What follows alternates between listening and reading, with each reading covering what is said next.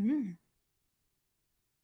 Last time we started in Parabor, we were basically discussing what to do and what the town wants to do and everything like that. Um, we talked to Galana a little bit and other people, but eventually we decided to go to the tree and spend some time there. I don't think we discovered really anything new with the tree, but just kind of verifying that it probably is important later.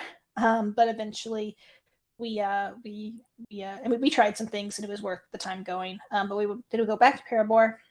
We locked our house and we trapped it with a wine bottle. We visited Alaria's grave and saw that it had been disturbed. That it had been dug up and someone tampered with her body. There were some remnants of necromantic magic, and suspect that they used Speak with Dead on her corpse because we were unable to do that. And let's see. Rita put on some of her fish oil perfume. Cassandra uses funeral rite on Laria's corpse to prevent Alaria from being resurrected, but there was no effect, so it appears that spell was already in place, or at least something with the same effect. And we suspect that might have frustrated the necromancers, and would also explain why they were asking questions of Galana, who told us that they were asking some questions. But Arvik fixed the gravestone, and Cassandra got some daisies for her grave, and we reburied her respectfully, and decided to leave Parabor and head towards Duros. There was quite a lot of sending. Oh yeah, that too. Yeah, I was going to say there was quite a lot of sending in the last session, and one of the sending was to Mr. Magical Michael Dune, and we got him to. Well, I don't know what we really got him to do. We told him that we wanted him to teleport us to Burnholder. Basically, he said he could probably do that, but he would want something. He didn't tell us what. He gave a pointedly short response. So I don't think he was, we'll see what happens when we show up at his house.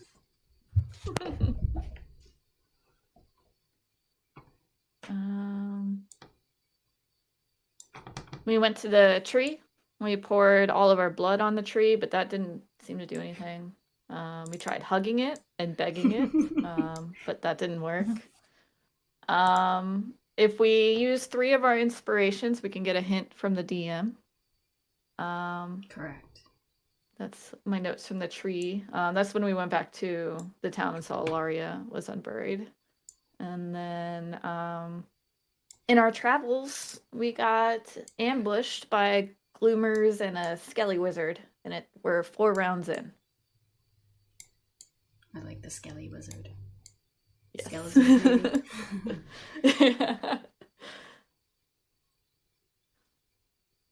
I will say I did award Rieta with inspo after game while I was doing some replay back for her RP.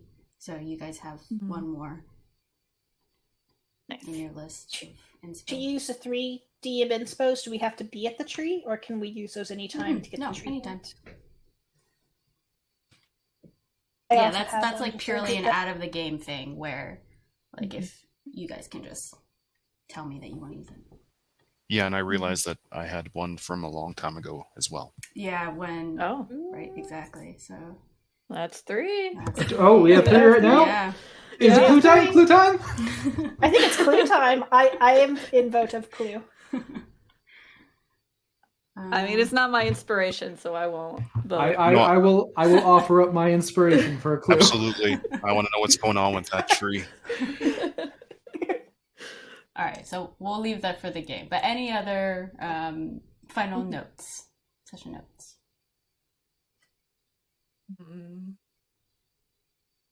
The town people, Cassandra talked to Hinger and told him to leave town with his family. and head towards Andalurk, specifically. Was it just Hanger, or was it all like a large group of the town was going to head towards Andalurk? I think We gave them the option. Yeah. The large group mentioned that they would probably head to Duras, but specifically Cassandra mentioned to Hanger, Andalurk was a good option. He'll fit right in. Oh, yeah.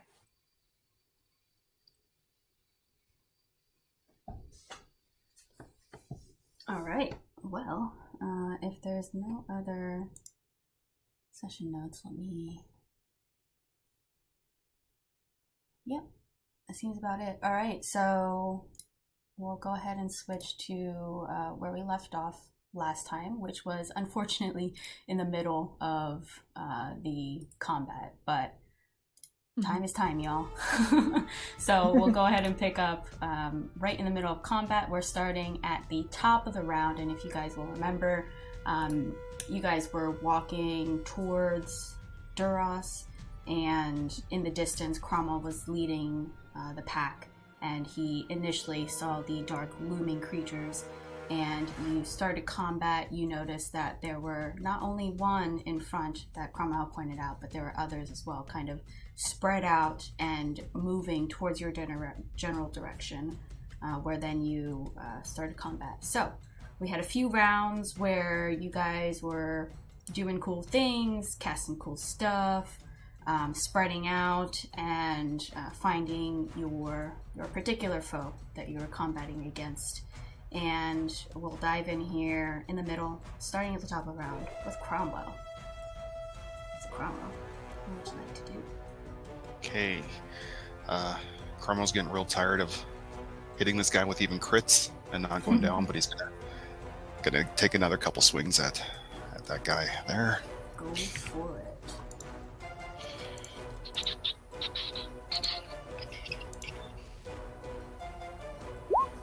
Ooh. Speaking of crits. Dang, speak it into existence. All right, absolutely. Okay. Nice. All right, so... Oh, and then I'll add both the Colossal and my Hunter's Mark into that. Just 1 second, I'll roll those. All right, cool. Should there be music playing that I'm not hearing? There is music. I have music. Okay, interesting. That's fine. Maybe just a browser refresh. That's typically what I do. Yeah. Sometimes it bugs out a little bit. Perfect. I did. Is this still the 2 and 8? Okay. Let me see. And is it still standing? Give me 1 second. Let me do just a teeny bit of math. So that's a good D8. Dang. Let's see. And what type are your D8 and the D2 that you rolled? Remind me. Like the damage is just all slashing. Okay.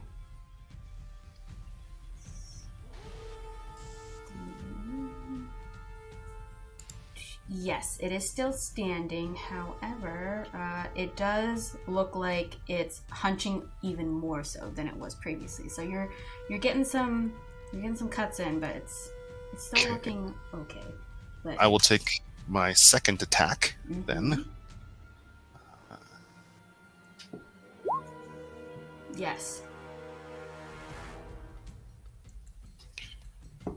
Nice. Oh. And I just keep hammering my shield into what I think it's leg, just trying to bring it down. So that's what I've been doing. Nice. With a loud crack, you see as soon as your weapon strikes into its knee, you can see like black ichor kind of splash onto the ground. Any movement or words? Nope, I'm just kind of focused. Yell at it. Yeah. Yeah. And that's my move. All right. Before we go to Cassandra's turn, give me one moment. Rolen, you hear in your head a familiar voice. I've learned telepathic talking. Limited speech, though. Letter from Nora arrived for you. Speak 25 words to reply to me. Much love. From your sister, Amberlynn. You hear that in your head while all this chaos is happening. Roland's going to say, happy to hear from you. Bad timing. Much love, Roland. Wonderful. Coming to Duras. Oh, okay, coming to Duras. Sorry. Cassandra, it is now your turn. Alright, I'm gonna try a stabby stab. Stabby stab. Yes, that is a stab. And I believe I have Hunter's Mark on this guy, at least that's in my thing. So I should put it like a constant. Do I concentrate on Hunter's Mark? I can't remember. I think... Yes, concentration. Okay. So that's my concentration thing. I have Hunter's Mark checked, like I cast it. So I have it. I remember that you cast it. At least I'm pretty sure I remember you cast it. Alright, cool. So that's the Hunter's Mark, which is max, nice. Plus the damage. And then offhand. Ooh. Oh yeah. Does Hunter's Mark apply twice? Yeah, whenever you hit it. Alright, great.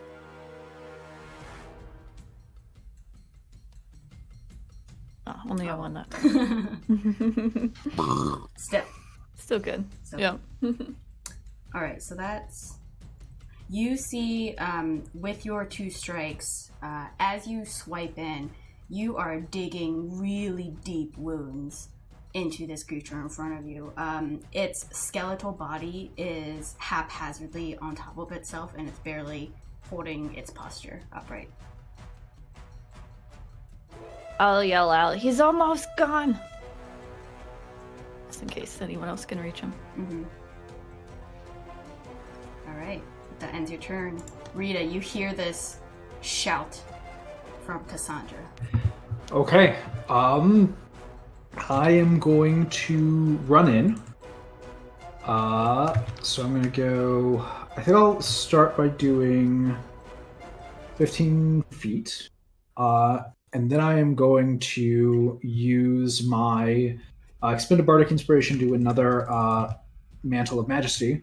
I can only target, I think, Cassandra and Tarvik with this, and myself. So just the 3 of us. 5 temporary hit points, and you can use your action to move up to your speed without provoking opportunity attack.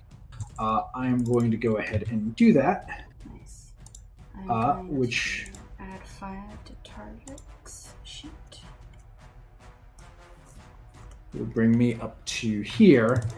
And with my action, I am going to go ahead and cast Detect Thoughts on the Skelly Wizard. Mm-hmm. And I'm going to shout at it, what is your destination? And as you shout and cast, the surface thoughts you immediately get without a save, correct? Correct. So as soon as you shout that, you get the image of Parabor, and the intent, the surface thoughts, is reaching Parabor and slaughtering as an advanced team. And okay. you would gather make an extra insight check for me. Just to top this off a little bit. Sure. Yeah. Insight. That's a good boy. You take a look at this creature, and knowing that your spell gained you some insight, you know that it understood the words that you were speaking, and it has some type of intellect that's greater than just like some kind of base creature. And you also gather that these surface thoughts were not necessarily of the creature's own volition, but demanded of the creature. So you feel that it wasn't like the true deepest, darkest desire, you know, of a creation of itself, but from someone else. Yeah. But that's immediately what came to mind in your mind when you heard that. Anything else? Okay.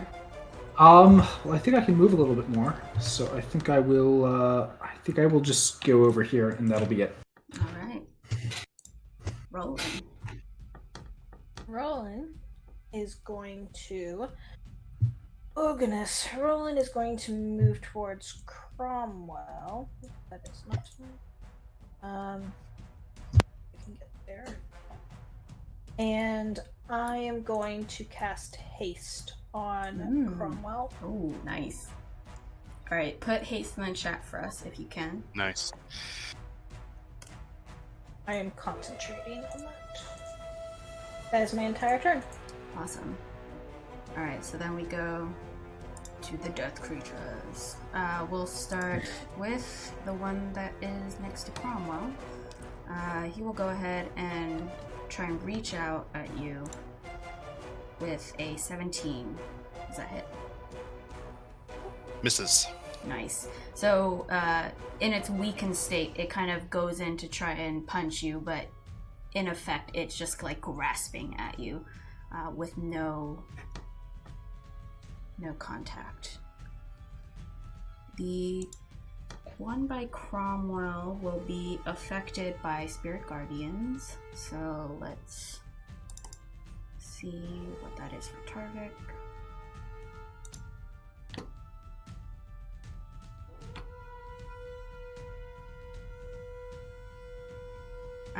Third? Yes, third.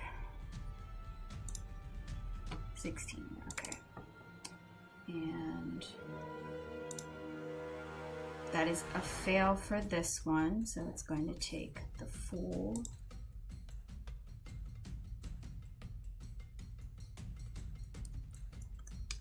And it's gonna move towards Tarvik to try and do its attack, which will miss. And then the other one here will need to make it save as well. That is also a fail. Also take the damage. And though Tarvik can't quite see it, they're looking not great.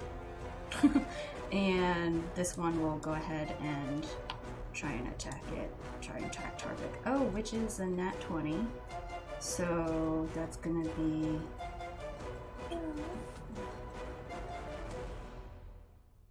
Yes, kill him while he's away. I know, right? Oh my god. Come back! Oh no, he's like not at good health either. Uh-oh. Yeah. Yeah. We got a Rieta running around. He'll be fine. Yeah, okay, so that will take him down. And he but he has the thing, so yeah, he's back orc up. thing. Yep. Yay. Yeah. I played a half orc once. So he like goes down. I think he is gonna end up and make his concentration because I think Spirit Guardians was. You guys know Spirit Guardians is. Yeah, it's concentration. All right, so he's gonna make a con save. That's an 11, which is not gonna be enough. So he drops his Spirit Guardian, so I'm gonna take his aura off. You see all of a sudden the spectral figures that were surrounding Tarvik drop, and then you see him drop to the ground, but then get back up as you have seen before, where he's been pretty resilient but he looks a bit dazed and he doesn't look good as all of you are kind of keeping peripherals on each other. This creature, I believe, this pink one was frightened, so it's not... It'll move away from Cassandra, but it will go towards... Yeah, I guess I'll go towards Tarvik. But I don't think it'll... Hi, Adam. Hello. Oh, hey, you're here. Sorry about that, guys. Yes, I got here. Sorry for being late. Oh, no, you're fine. Work event ran long. Oh, I totally get that. You're just in time. Olivia was about to kill you. Yeah. Okay, good. That's fair. She already hit your relentless endurance. Yeah. Oh, jeez, really? Yep. Yeah, the Bodak crit It was a against you. nat 20 for the Bodak attack against you, which brought it to 27, which was over what you had, which was 21. So I had to use your relentless. This third one that I just moved is coming towards you, but can't reach you. And it's going to do dash, a bonus dash. Okay. But that ends its turn, so you're safe. And then oh no, that's all of my... I think that's all of my Bodaks. Okay, so that ends the Bodak's turn. Tarvik, you are up, but you are facing 3 Bodaks around you. By the way, I did do a Constitution save for... Oh no, all my rolls are not shown. Can you guys see my rolls for Tarvik? No. Oh shoot, okay, I have talked to myself enabled. Hold on. Let me disable that. Okay, so, Tarvik, I did a con save for you to keep concentration on Spirit Guardians, but it didn't make it. So you lost Spirit Guardians, which is why I took it off the aura. Okay. But now it's your turn. You see all these creatures around you. What do you do? Okay. Well, since I'm surrounded like this, I think this will only hit them, those 3. But can all 3 of those Bodaks give me what saving throw is it going to be? Constitution saving throws. Absolutely. Low success, I'm assuming, with a 20, and then low, so fail. 2 fails, 1 success. Okay. So I'm gonna roll this. I'm gonna maximize the thunder damage on this. Nice. So they will take which is a good thing I did. So they'll take 30 thunder damage and then 13 radiant damage from the destructive wave out, and then all the 2 that failed are also going to be knocked prone. Okay. So that will... Okay, so the 2 above are going to be the failures, and this middle one is the success, because I've been going kind of top left down. Give me the damage again. So it's 30 thunder, 13 radiant. Dang. Alright, so a fail. Alright, let me see this one. Okay, this one's... I'll do still up. that. And is there half at all for the save? Yes, it's going to be half, so it would be 15 thunder and 6 radiant. Alright. Ooh, okay, this one's so close. Alright, so you see the top one immediately get pulverized by the thunder. You see, like, you feel the waves just push out from your body all around you, and that one just, like, collapses from the sheer force. So this one falls. You see this one over here. Do they get pushed? It won't get pushed at all. I can post it here. Thank you. If they fail, they go prone. Oh, okay, great. So this one's standing up, but you can see it is barely there. It's like, it was hunched, but now it is just barely keeping itself upright. You see that it is, like, at death's door. Even more before than it already is. And then you see this one on the ground, prone, not looking great. He's got the Ichor kind of oozing out of its body from the sheer force of that damage. And it is prone, and so I'm gonna do a little snail. And that ends your turn, or you want to do something else in terms of movement or So speaking? I'm subtracting that. Oh no, I already subtracted that. I'm gonna stay there for the time being because I don't think I can survive 2 opportunity attacks. Okay. Even if one's a disadvantage. Okay. So go ahead. All right. All right. So this creature is going to. And the creature I'm referencing to is the one below Cassandra. Skelly wizard. Yes, the skinny wizard will go ahead and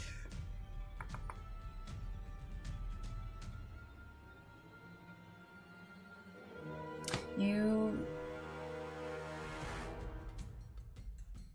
see on this one? Yeah, you see a bunch of like dark tendril arms start to erupt all around you. And if you can make me a strength saving throw, please. Yes, but also, can I make an attack on it if that's Oh, a yes, you spell? can. Okay. Because it is a spell. Okay. Alright, so 14 for your save. Let me just check. Alright, you're fine. You do pass that. And you're going to take half damage because you succeeded.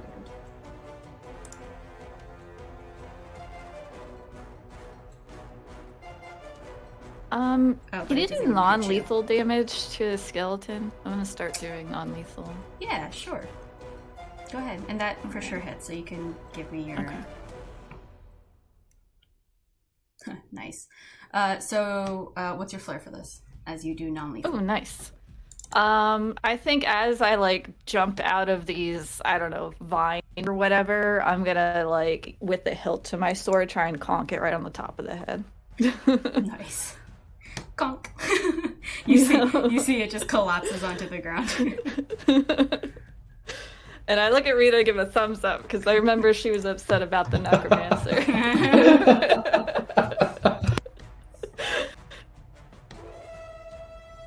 All right. And so we are back at top of the round, Cromwell.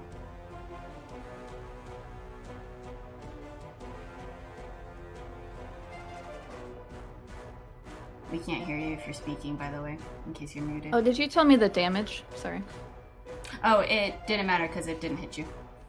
Oh, right. Never Yeah. mind. Yeah, I'm feeling very invigorated from Roland casting haste, and I just quickly do a couple strikes again at its leg. Nice.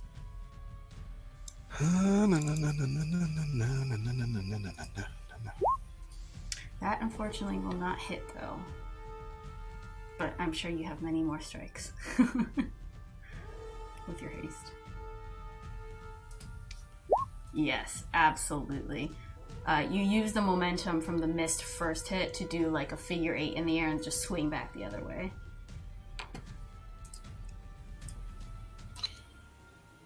Alright, so tell me the total damage you're giving me. That's 8, 9. So 10. Cool. Yeah. Do you have... Is that your entire haste? Nope, that was just my regular. And now I'm going to have another action, so I'll take 2 more strikes at it. Yes, sir.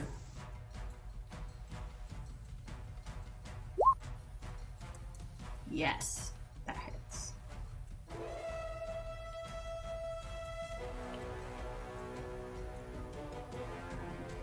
So that's 13 slashing. 12. And then reduce because they are a little bit resistant to your non-magical. Alright, go ahead. Yes, absolutely.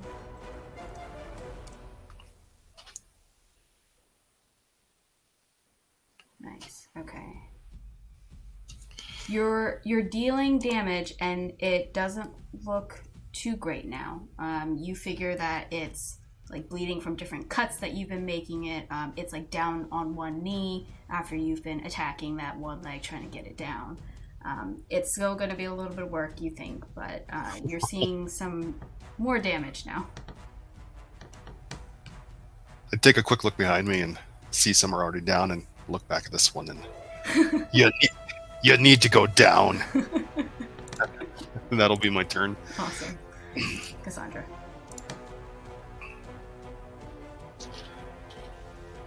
Yeah, I'm so targeted on this guy. I guess I'm gonna have to do some rogue running. Alright. But Which is possible, though, because you're a rogue. Yeah. Insane. Alright, There's so what's my monks and movement? rogues that can run really quick. 25, so 50. I'm gonna go. Do you guys hear like a little scraping noise? Yeah. Scott, can you? Oh, is this guy? Okay. Yeah. Thank you. I can get that far, so I'm gonna get all the way over there.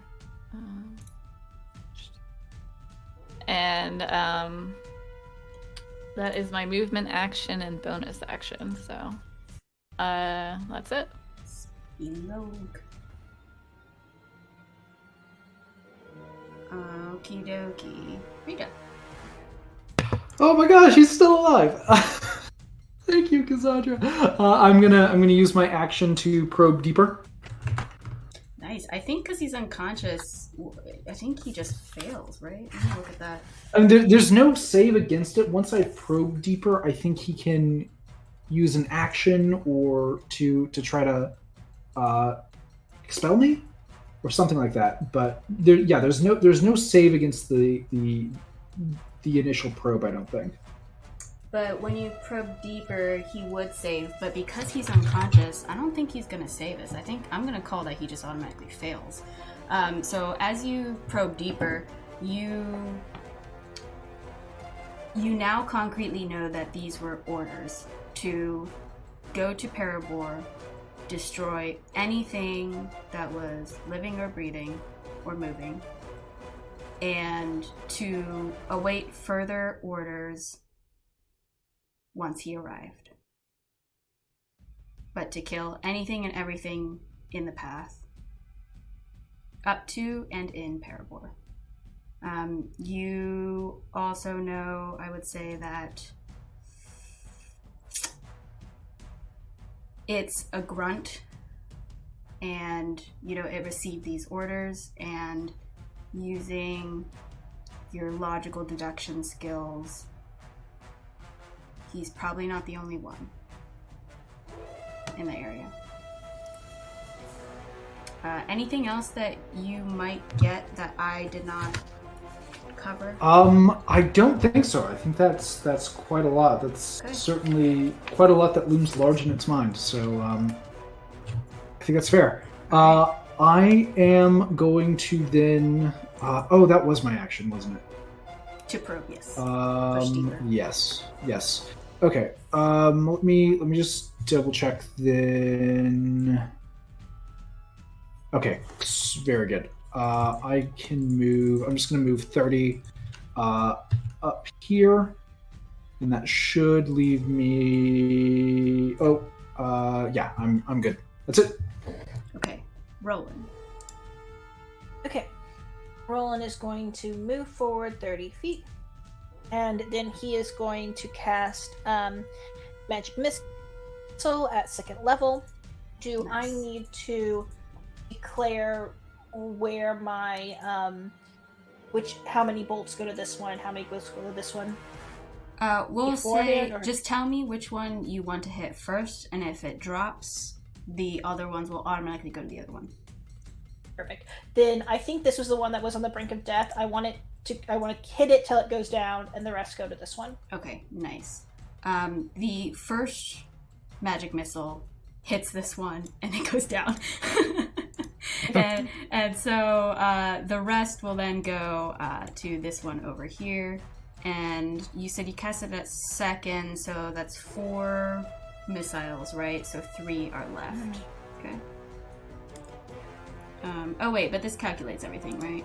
Yeah, this is a little weird how it rolled. Oh, okay, Yeah, so we'll if you want to say- do the cast at higher level is the first one, and then the 11 goes to the rest. That might be easiest. Well, let's say the first roll from your 11, the 2, the first 2 actually, we'll do it. So that's 4. That's exactly that. And then we'll do the 3 plus 3 plus 1 plus the 5 for the rest. So max 12 here. Sure. And so that's... you see the missiles impact and thud, and though it is taking the damage, it's still standing upright, though it looks very ichory and I want to say bloody, but it's not blood. It's ichor, so it's very ichory. Anything else for your turn? Yep, that is my whole turn. Nice.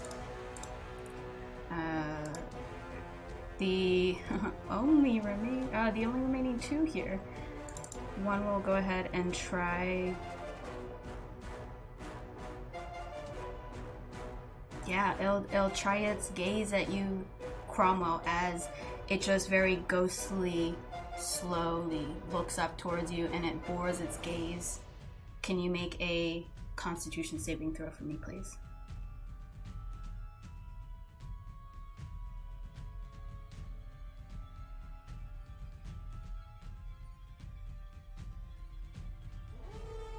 Are you still muted? Ooh, nice. Very good save. You are totally fine. Let's see. Ooh, that's bad damage. But you only take half. So you take 14 points of necrotic damage, Cromwell, as the gaze just bores a coldness into your heart and soul. You're 14. starting to learn that looking at these creatures may not be the safest route. The one here it's afraid of Cassandra, so I'm gonna roll something. If it will I just leave... Terminator run up to it. Yeah, I know, that's super scary. Rogue Also running prone is right hella now. scary. Yeah, so I'm gonna Oh, yeah, roll to that's true. see if it is gonna be scared of you enough to run away. Oh yeah, with a nat 1 it is. So it actually, Tarvik, if you want a opportunity attack, it's gonna try and run past beyond you. Yep, I'll take one. Not with that though. Yeah. As you move forward to like try and hack at it with your great axe, you see it's so scared that it's actually hunched really down close to the ground, and like your aim is aiming towards the middle of it, but it's like so scared that it's basically like crawl running away from Cassandra.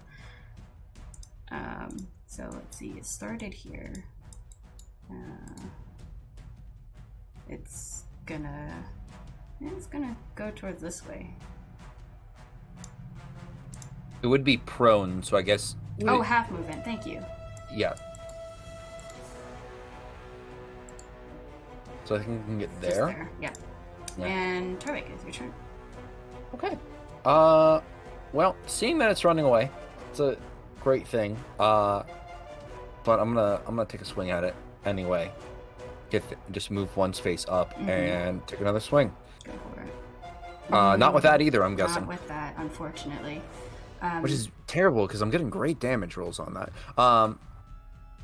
But I will also, with a bonus action, healing word myself at 2nd level. Nice. And that will be my turn. Alright, this little guy is not existing right now in Dreamscape. So, Cromwell, back to the top of the round.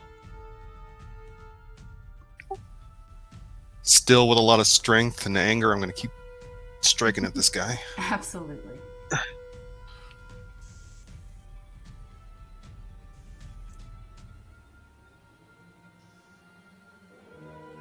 Ah! No, unfortunately, not for that one.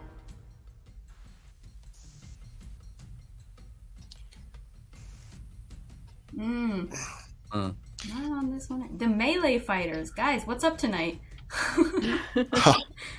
And since I'm still hasted, I'm hasted. gonna Mhm. do 2 more. You got this.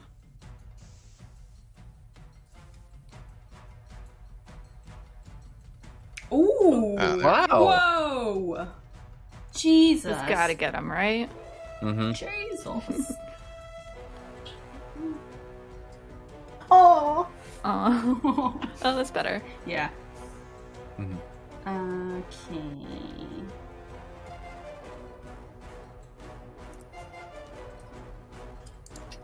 And you have one I'm more, right? Yeah, I'm assuming he's still standing. He's so still I'll do one more. standing, unfortunately. You gotta get you a better axe. Unfortunately, that one misses as well. So what happens here is, Tarvik, you're like, not Tarvik, Cromwell. You're swinging your battle axe, and you are like trying to cut in its sides. You're trying to change up your strategy. You're like trying to do the left like shoulder, and then you're using that momentum. You're going back down. That third momentum, though, you really just slice into like the real center of this thing, and it is a bunch of ichor just pouring out. You can see there's a bit of ichor coming out of its mouth as well. It's not looking good, but it is still standing as it kind of staggers there. I'll just. You're as slippery as gravel. All right, and if Cromwell does no more, we go to Cassandra. You see All that right, go and thing's ask terrified running away from you. I'm gonna get him. Yeah. You Maybe. just stomp through its dead comrades and Let's see. Oop. yes, 16? that hits.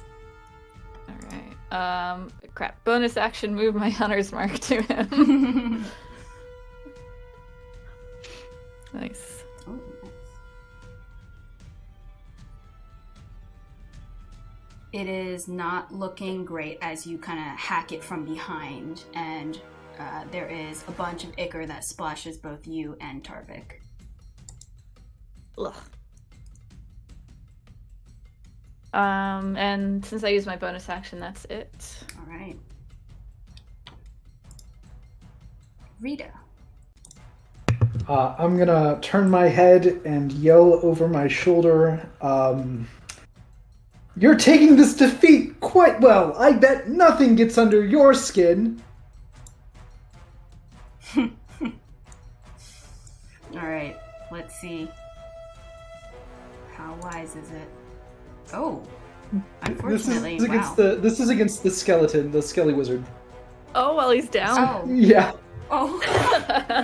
oh. Oh man, what do I do here? Because he can't hear you. Because he's unconscious. Does it fail then? Does it work? If he can't hear me, I can't target it. The spell fails. Yeah. Oh. I thought I could last hit him. You can run up to him. I could. Didn't you get a nice new sword? I do, but I also feel like I don't need to. Okay, fair enough. So, okay, so I mean, that was my action. Okay. He lies unmoving. You think you've killed him. Oh, I do. Okay. I go running. I go. Well, to he catch up. lies unmoving. You can make an insight check if you will, or like a perception check. Is she still in his head? Is he still thinking? Oh, I am still that's in true. his head. I would have the surface thoughts. Yeah. You still hear echoes of the order, so you think his mind is unconsciously still there. Okay, I'm gonna move. I think just this far and no further. Yeah, that's good. Okay.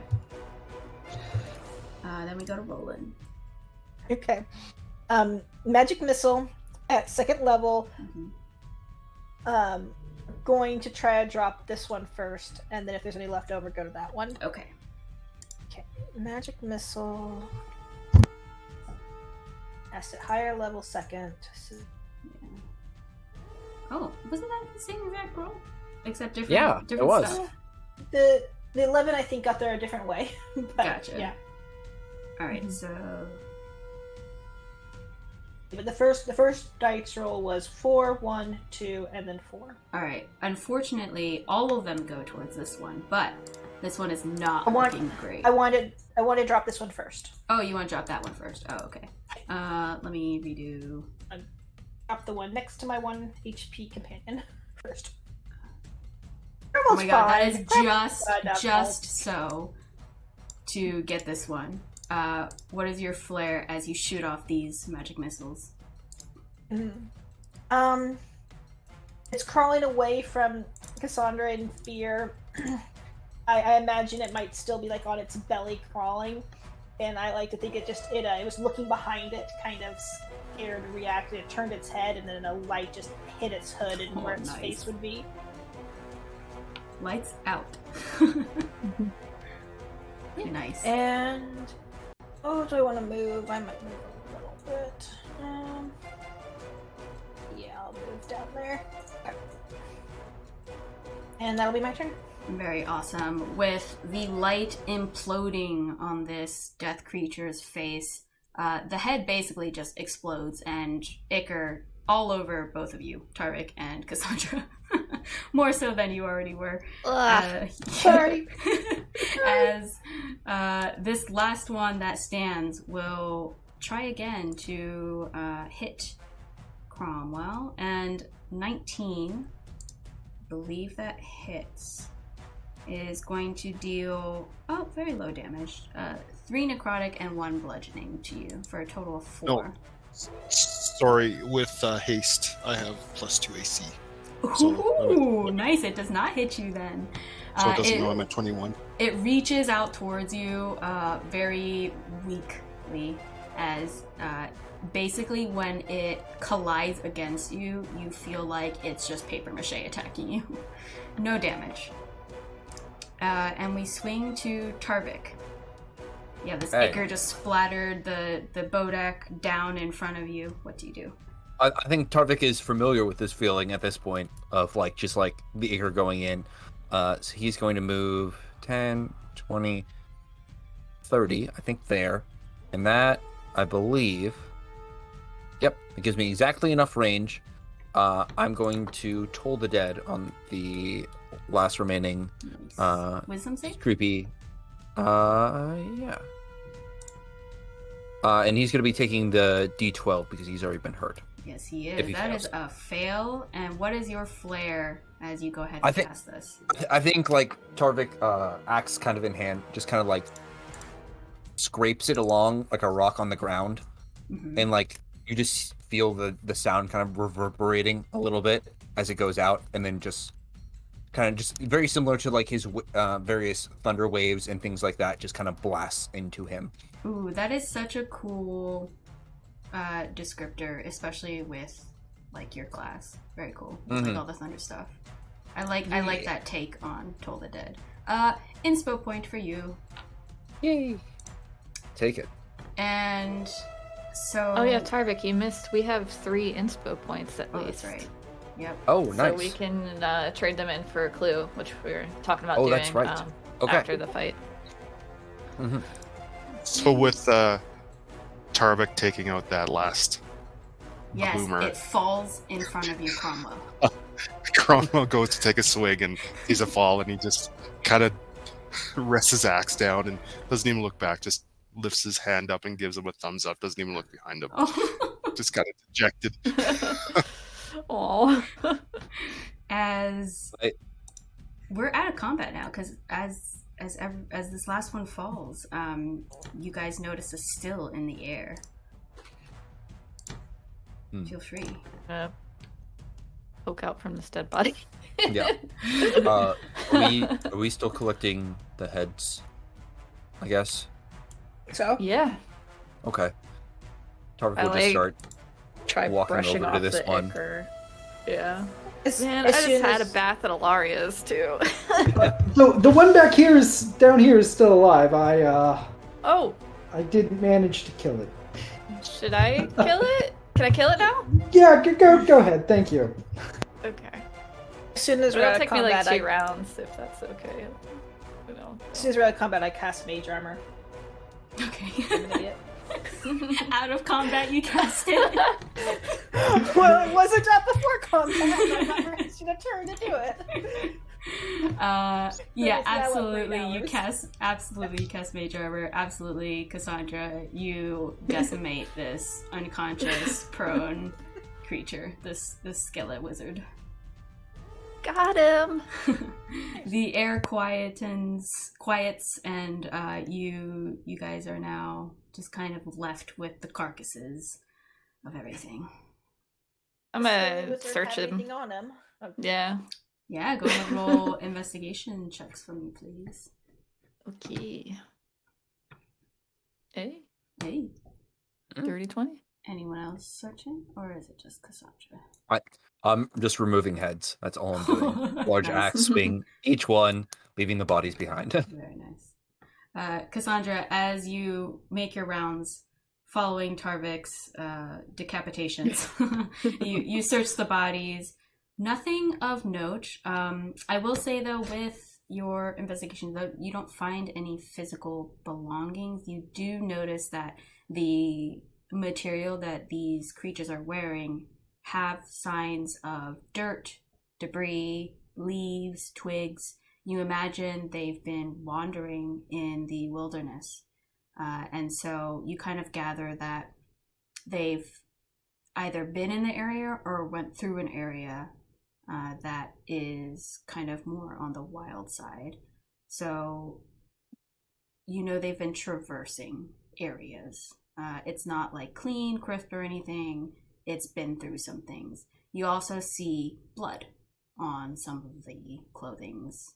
I would say the blood on the material is not ichor, but very specifically red remnant blood. So something of a living creature. And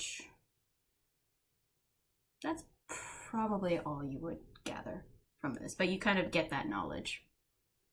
All right, I'll relay that to everyone. Being at all familiar with the map, can we make any insights about where they might have been? I mean, is that pretty consistent with the immediate region in terms of like the the amount of mud, or is this like indicative they might have come from a certain direction where there might be settlements? We can kind of figure out where they attacked from, or is that like too much? Yeah, no. Go ahead. You can either... Let's see. Give me... Pull out my map and speculate with my... Give me rounds. either a... And this is for anyone in the group as you were all talking this over. Give me either a history check from Rolen or a nature check from anyone else. Strong suit. Okay, we got 14. I'd say it was from so bad in that. We're very smart. Well, we're so smart. Hey, 14 high isn't terrible.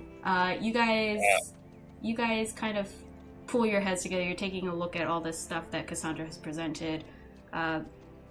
All the rest of you, you're taking a stab at the wind. You're not quite sure. You're like, yeah, I mean, leaves are like in a lot of places.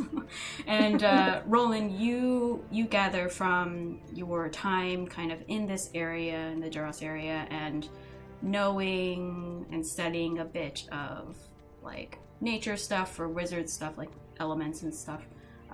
You gather that it's mostly from this area, though you gather a little bit from the southern region as well. So, in particular, the skeleton, you notice a bit of, let's say, like a floral petal that was very obfuscated by some of the dirt. You kind of remember from one of your wizardry material components that this actually grows a little bit further south. You guys are a little bit up north, but it's still within reason that like this creature could traverse. But it seems like it's not just in this area, based on this evidence, that these creatures are kind of meandering. and Cromwell. Can you roll me a insight or investigation?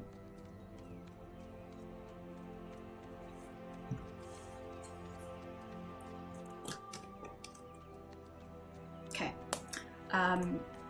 You, for some reason, seeing the pattern of these creatures kind of all spread out and meandering towards you guys, it reminds you a lot about the words that you heard when you were in Ilaria's house about the creatures spreading.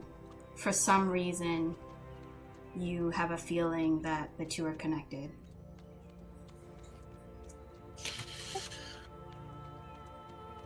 These creatures, Rolen, I don't know much about them, but I remember the necromancers when they were holding me in Alara's house talking about creatures gathering, and I assume it's these ones. Have you come across these before, you were saying? Yes, yeah, we've come across these a few times. We've been calling them gloomers, because that is their name. Rieta smiles. Yes. Seems like their numbers are increasing. Does anyone Also, know you need a what they magical might... weapon. And they do not go down to fire very well. Mm-hmm. These ones were traveling to Parabor. They Where'd had you see that? because I went into that one's, and I like point behind me. I went into that one's mind. It had orders to go to Parabor and kill everyone there. And I don't think that these are the only ones. I think that there's multiple squads that are going there and are going to converge there. I'm worried that it's not just Parabor. I think these necromancers are preparing for war all over the area. I think that this is I mean, eventually yes, but now I think they are still trying to get into the vault. I think that this is sort of a retaliation after we kicked their butts, we whooped them, and kicked them out of town. Now they're just going to come in and destroy the town, kill everyone there to get inside. What if we just They're opened the escalating. vault, left it open, like emptied it out, of course, and just like, here you go, nothing's in there. Stop attacking, please. Just leave a little note. I think it's personal now. I don't know if they'll stop. And it's only an inkling, but I have the feeling that there has to be more to the vault than what we initially saw. Some hidden chamber, some unknown depths, some mystery or secret that we just didn't find that one time we went down there. DM, can I go back to the gloomers and double check the bodies and see if they have all their hands? Absolutely. I'll keep the investigation. Actually, go ahead and roll another one. Just for funsies. Yeah, that's why I said roll another time. You actually don't find any other objects or things on them. So for like their faces that I could see that maybe Tarvik, before he cut their heads off, can I see if they have facial features like eyes and all their hands, if they've been disfigured? Yeah, so they don't have any eyes. It's basically empty. It's like if you scooped out eyeballs. It's just empty socket. And when you peered into them, especially with the one that you were fighting, and it looked at you and it kind of gave you that necrotic damage, it was just the deepest, darkest pits that you could see.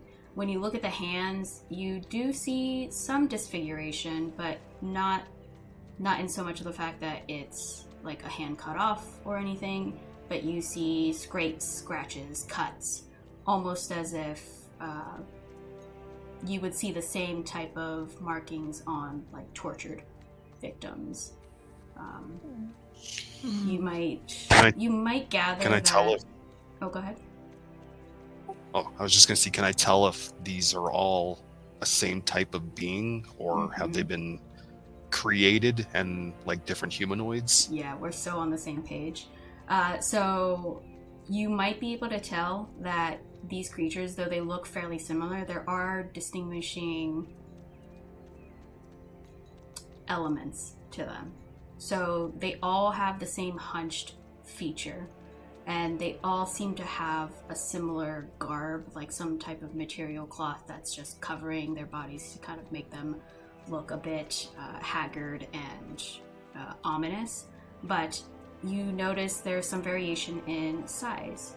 So when you guys were fighting, you might have felt that a few were maybe a little bit easier to kill or a little bit harder to kill. And you notice that the size of their face slightly differed when you kind of take a look at the skulls that Tarvik has been collecting. So like he kind of puts them in a bag and you kind of see when they're all in there together, some a little bit larger, some are a little bit smaller, some are on the medium size, and same in proportion to their body. So if Tarvik hacked off like a bigger head, the body was ever so slightly a little bit bigger. So there are slight variations, though the overall appearance and presentation are fairly similar. I'll just say to the group, have people gone missing? We have. I think the necromancers are changing people and using these as an army. We need to stop these guys. Terrible thought. Yeah, there's been tons of missing persons from Duras, to the point where it's like covered in missing persons. So the whole city, like everyone knows someone who's missing, pretty much. So Tarvik, are pretty you large by army. the Skelly Wizard, or are you back to the group? At this point, I would say I'm probably finishing up chopping off this one's head. Okay. Let's group together a little more.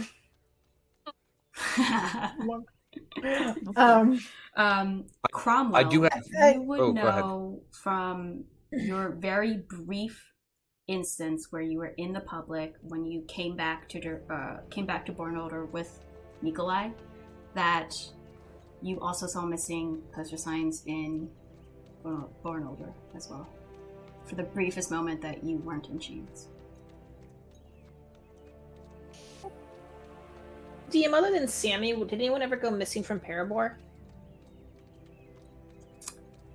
Do we know of? You do not know of anyone who went missing in Parabor, no.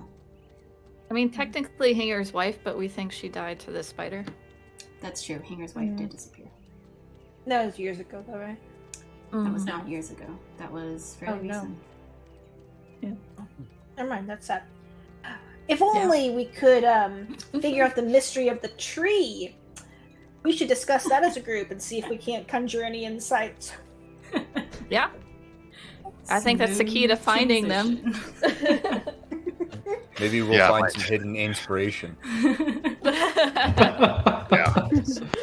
All right. think, Before we get to that, let's take a little break. I think we're a little overdue for a break.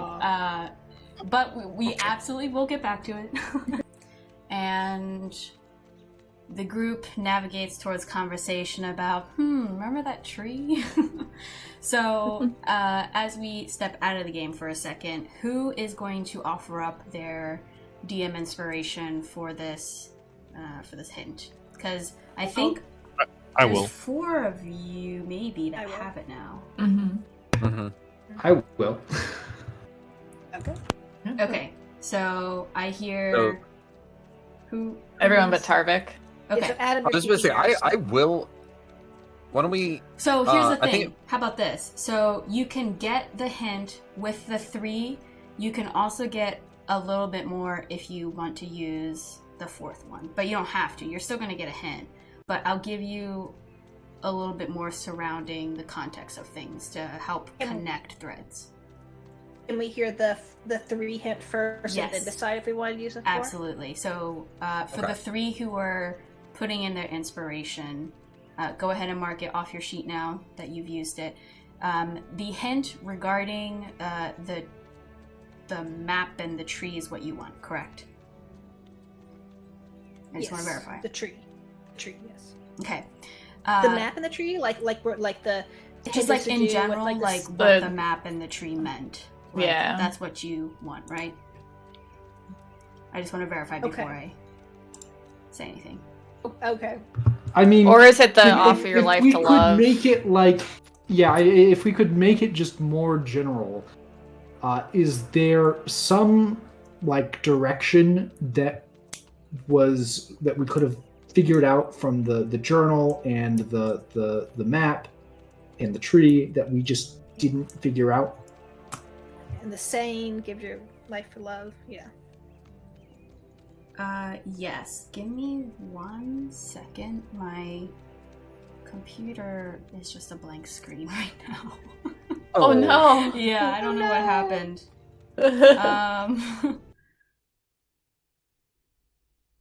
So, okay, hold on. All right, I'm gonna just try to use the one computer, but I'm not sure how great it is, so bear with me. As for the hint, in general, I was gonna give you more, but if you're asking for general, I'll give you general. The I would like to hint that was the best possible hint. Yeah. That is the hint I would like to ask for. all right, so what I'll say is the tree is inconsequential at this moment. The map, which you guys can see, right? Yes. All right, so I also want to share one more thing, which is why I froze a bit when my computer froze, because I want to bring up something else. Is this statement, which I'm getting to. Give me a second.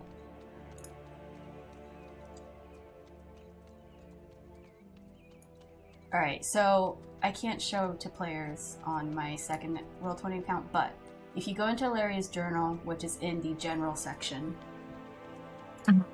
and you'll remember what the secret message was in there. It was, offer your life to love, but do not go far. You went too far with the tree.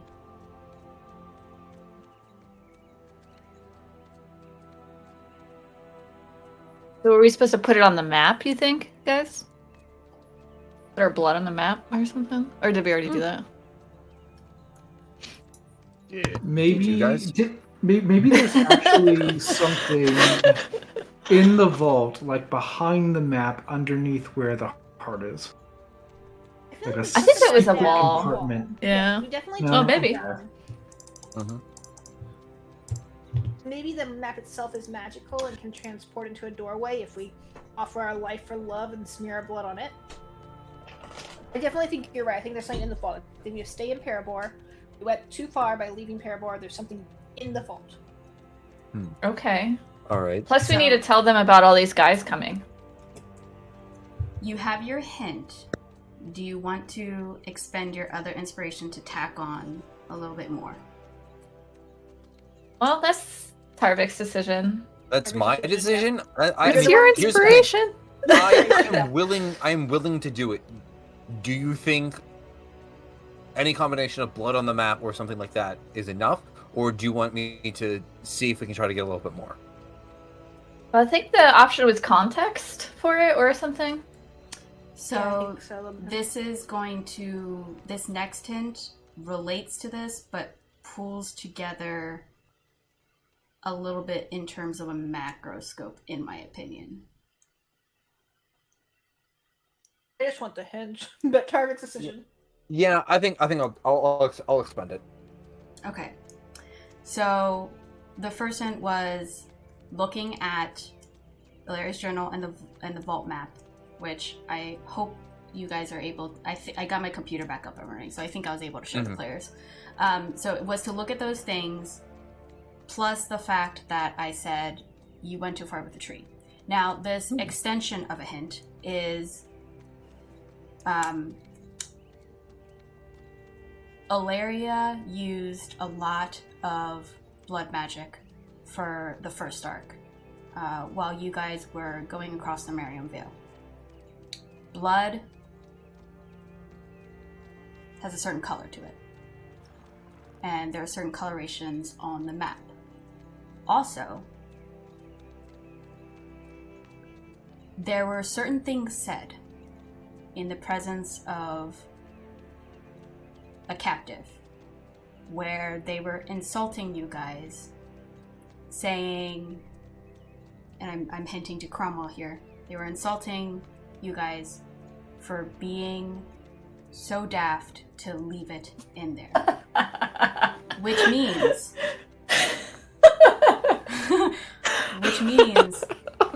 they knew there was something in there. It's gotta be the map! How would they know? First of all, what was in there? True. And if they thought you guys were dumb to leave it in there, and the combination, Cromwell, of what you know that they said is, it's okay, we'll get it no matter what. It means it's important enough. Something in there is important enough for them to not only send that one person at the very end of Arc 1, but they sent another person here recently that you guys fought. And now they're sending, based on what Rieta found out, a deluge of other death creatures. So that is the extension hint. That might pull a few more pieces together. Now, as a DM, I want to get out of scope of the game feedback. Were those useful hints? Did it feel worth it to use inspiration? So. Oh yeah, definitely worth using inspiration. Okay. Yeah. I appreciate getting the option because, yeah, we were stuck, but I feel like we have things to try now, which is a good. Yeah. So in character, a few different things. Number one, just wanted to confirm, we cannot get into the vault, right? We do not have all the tiles. Cromwell's one tile, I think, is the one that's missing. I think that's right. So short of blowing it up, which we dispelled, no longer has an option, we cannot get inside the vault. We have to get the tile now. Just confirming that with the group, there's no point of going back right now and trying to get in. So you have some crazy magic stuff. I can fireball it, that's about it. I mean, I can damage it. And we can we could, in theory, if it's just held up by magic, and this is assuming that it's just held up by magic, we could basically kind of do what we did before with the other magic and just dispel the whole of it. But that's going to take a day at a minimum. Is it going to be quicker than going to... If it were that straightforward, wouldn't the necromancers have done that themselves? I think so. And also, we took psychic damage when we were failing those spells. Like, I think the baseline protection magic is probably a lot stronger than what we dispelled off of it. That's fair. So I'll interject here with a little bit of a reminder of the vault magic that you dispelled, / the context of that. So the necromancers were trying to find a way in, and their solution, after they arrived for a little bit, Cromwell, you know that you were there for a few days, is they were working on things to get in. And Cromwell, you would know this, the expectation was that you guys would arrive. And you did.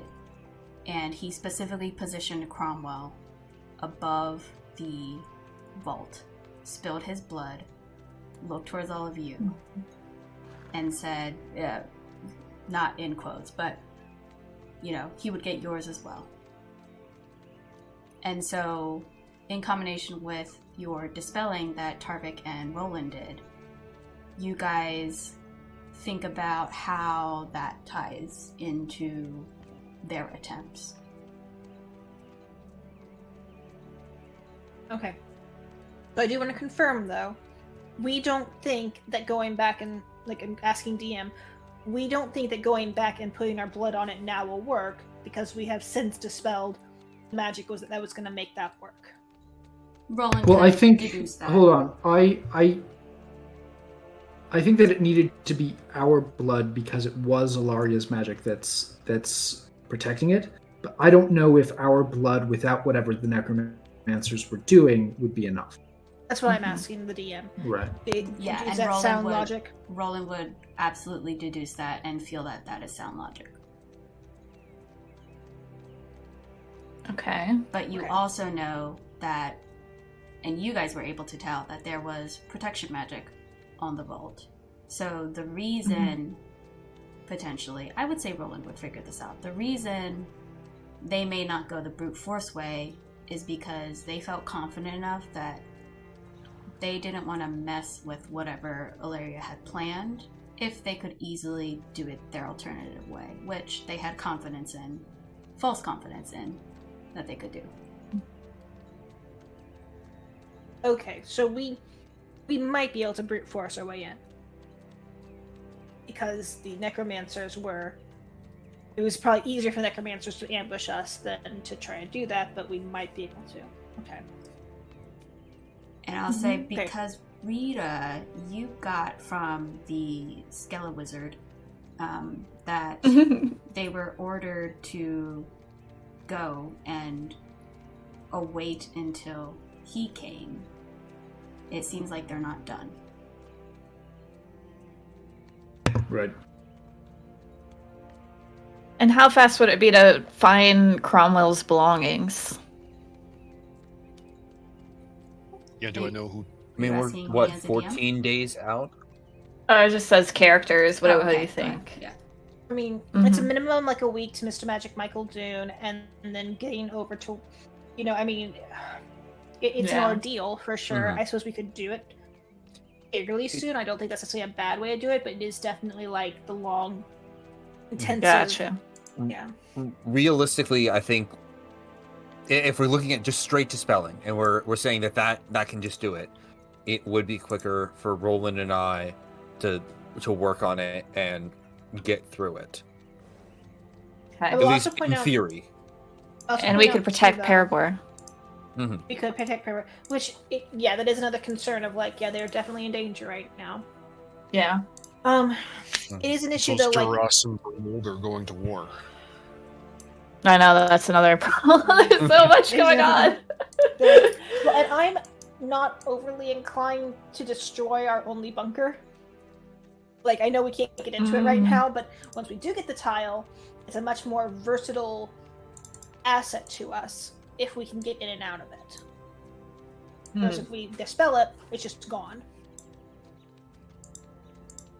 So, I mean, I'm not saying I won't, I definitely will if that's what the group wants to do.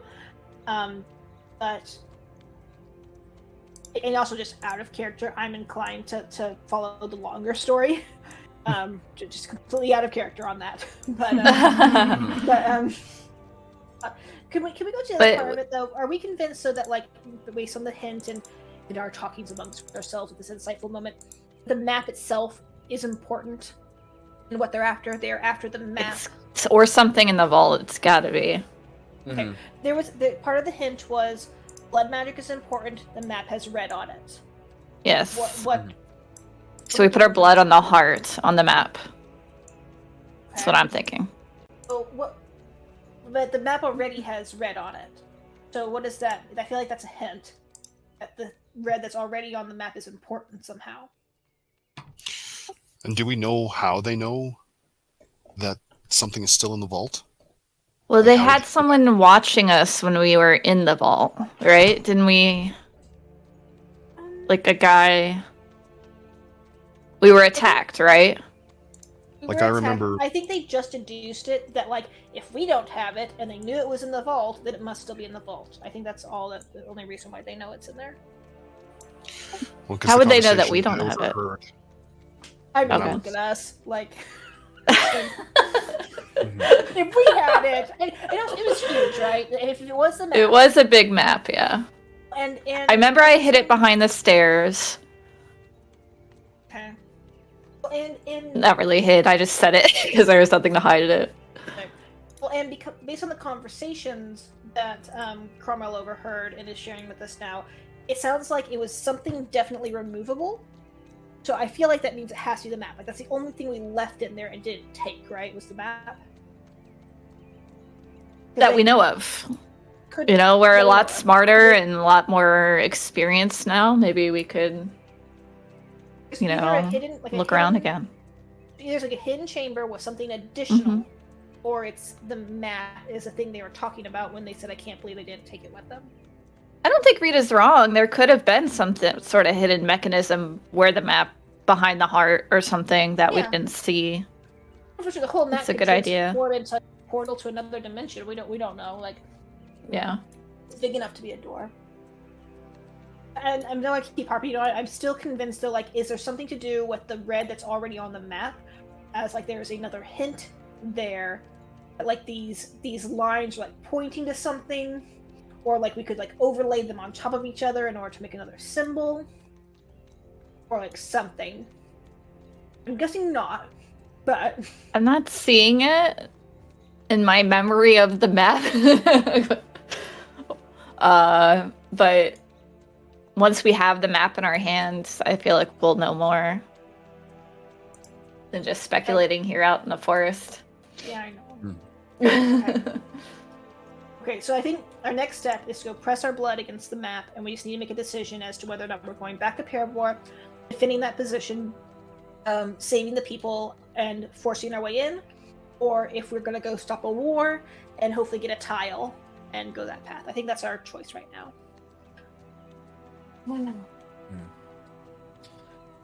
I don't think we can stop the war without the tile. a lot of. Yeah. I think. I don't know. I think. Ultimately, I think that if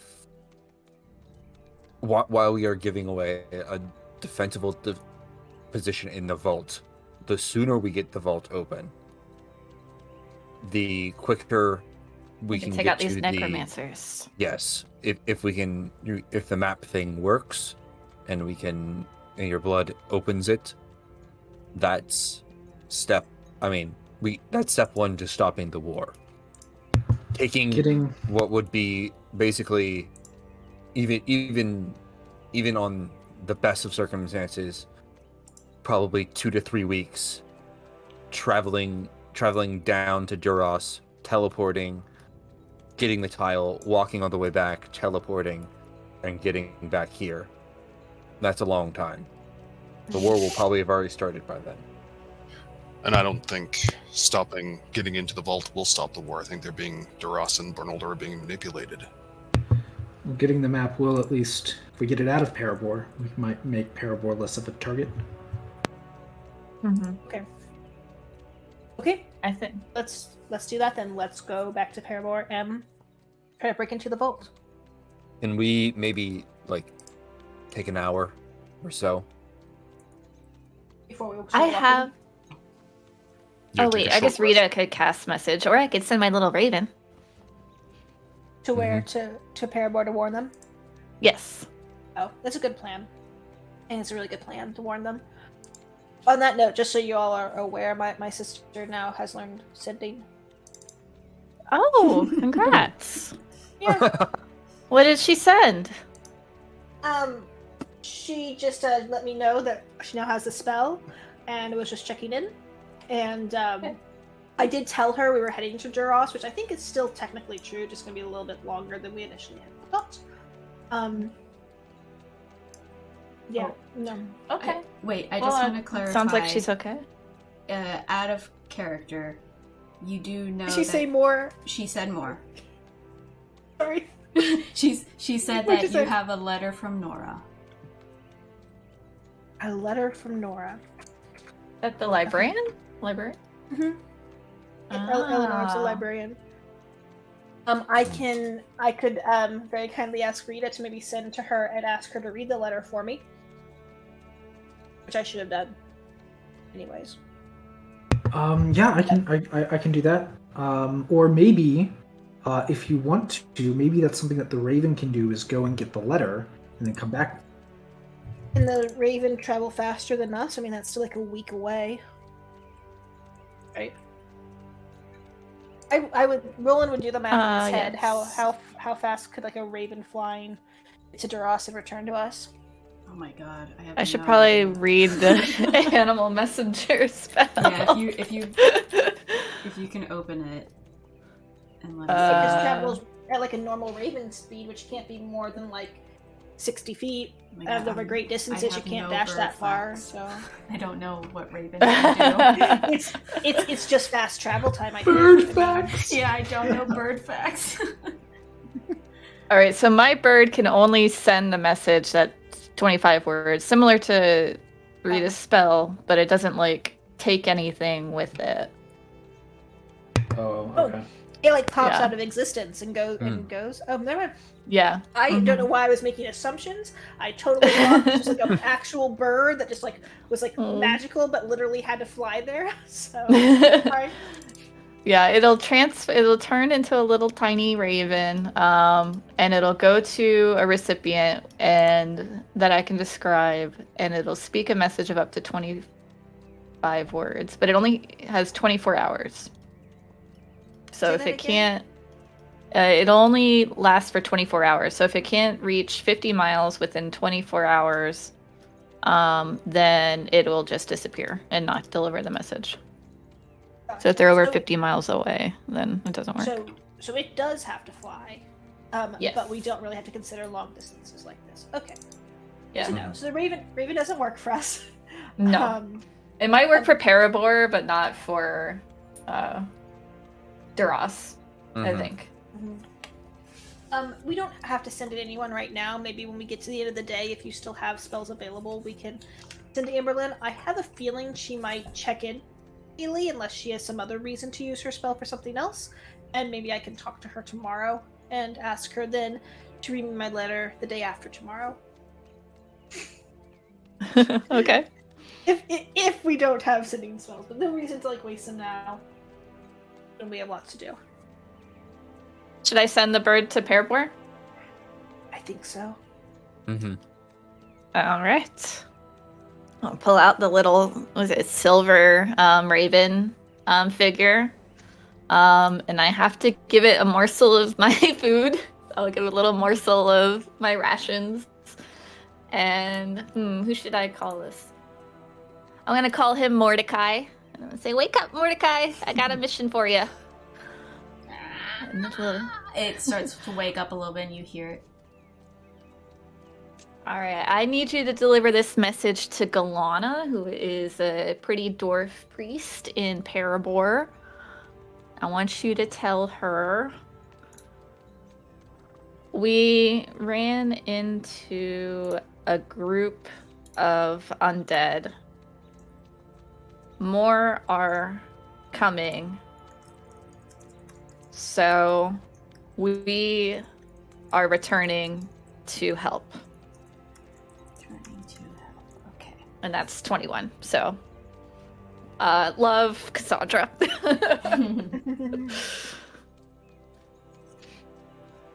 All right. As the bird just kind of wakes up a little bit, you see it intently looks into your eyes as you are recounting these instructions to it.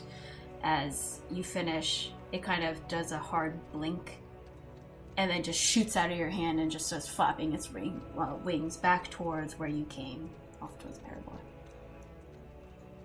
Oh, this is the best present, Rita. Thank you. I'm gonna give you like a side hug. I hug her back. Can you throw the description of the silver figurine into the chat? Make sure how it reaches its target. Yeah, it's actually, it uses the animal messenger spell, so I'll just copy and paste that. Nice.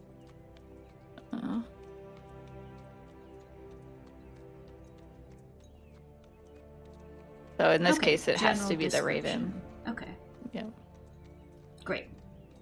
All right, so you guys see this bird start flapping its wings and grow distant as you look onward. What do you do?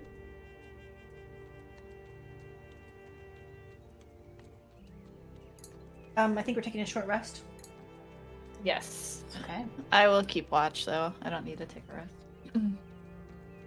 All right, as all of you rest, Cassandra, go ahead and roll me a perception as you take a look and stay vigilant. Oh.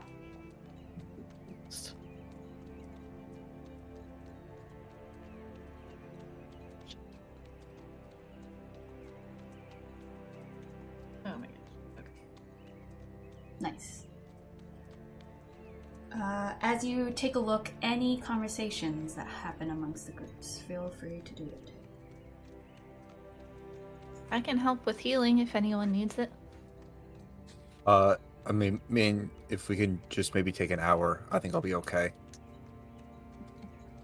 I don't know. Maybe this discussion took an hour. I'm not sure if it. How long? There's that. It definitely ate away a little bit, but you still have some time. Okay.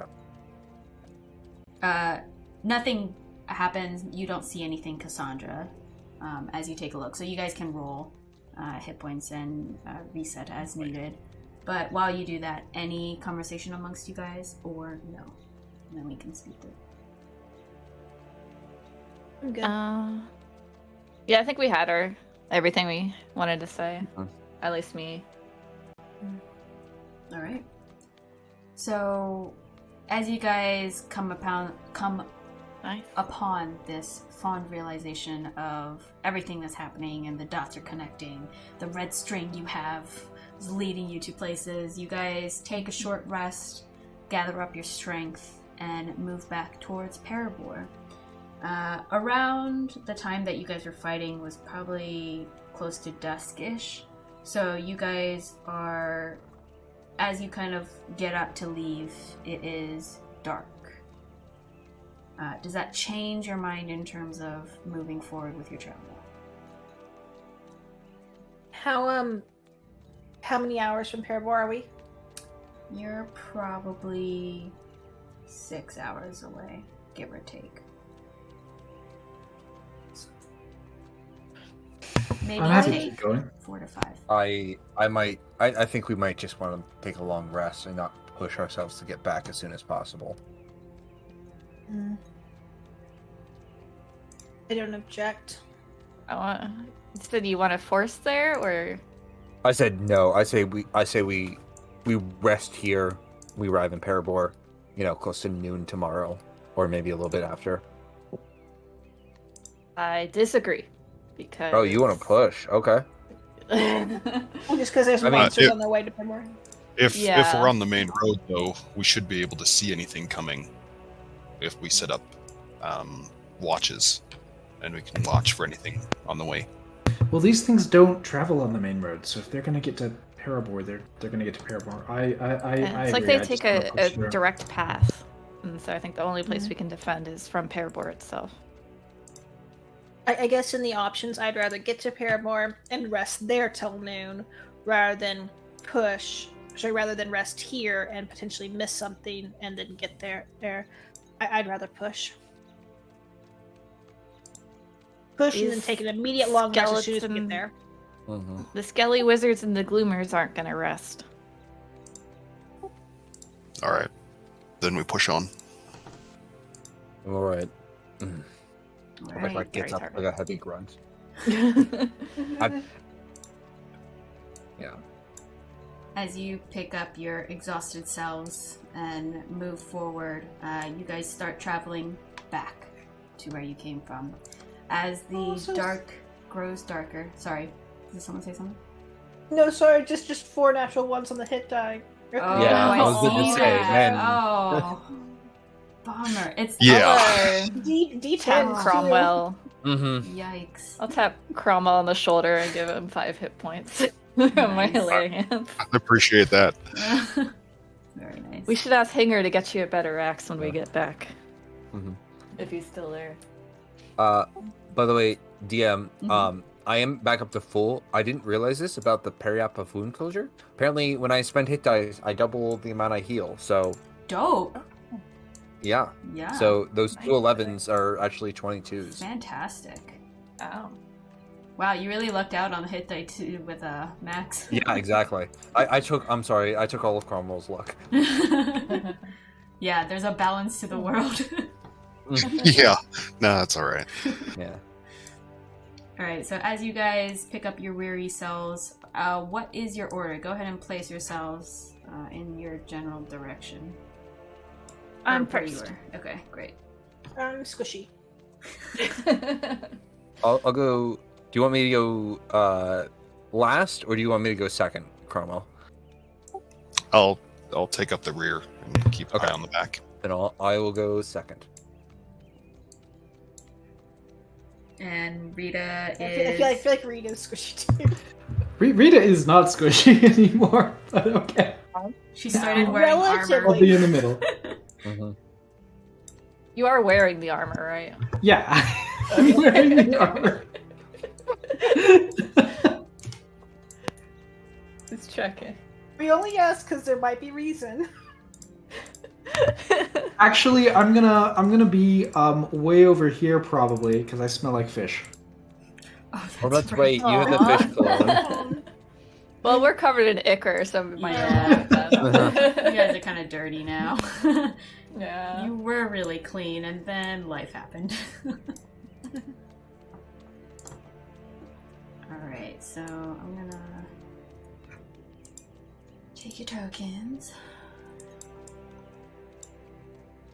Wait, Rita. Okay, you're gonna be over here, so let me grab you.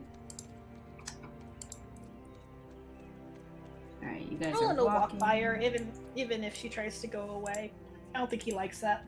Okay. She's so far away from the group. Alright, so you kind Oh of. my goodness, you too.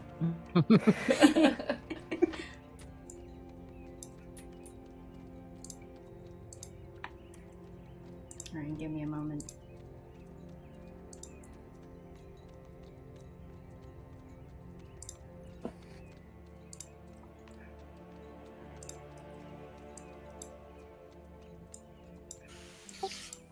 Sorry, Roland, do I take a point of exhaustion after haste? I can't remember now. No, you were lethargic for about 6 seconds. You lost a round when it ran out, which Okay. would have been pretty well at the end of combat.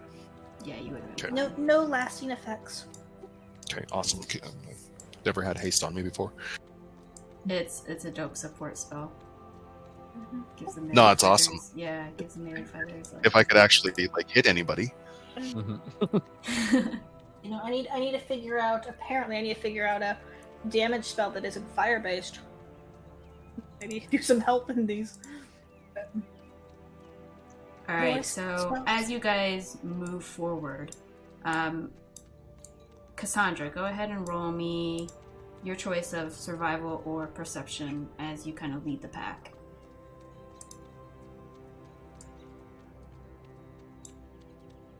She's missing it.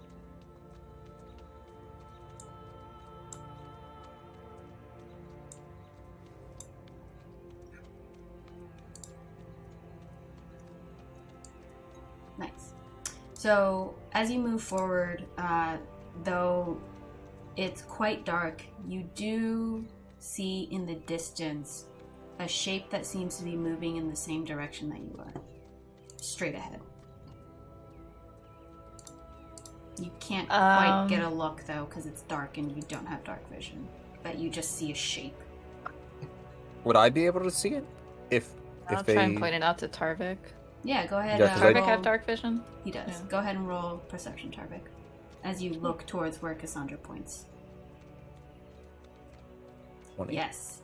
For you, it is a much clearer image. It is the back of a death creature. What you like to call gloomers. They are ahead of you, and they are moving at the pace that they do, which is not slow.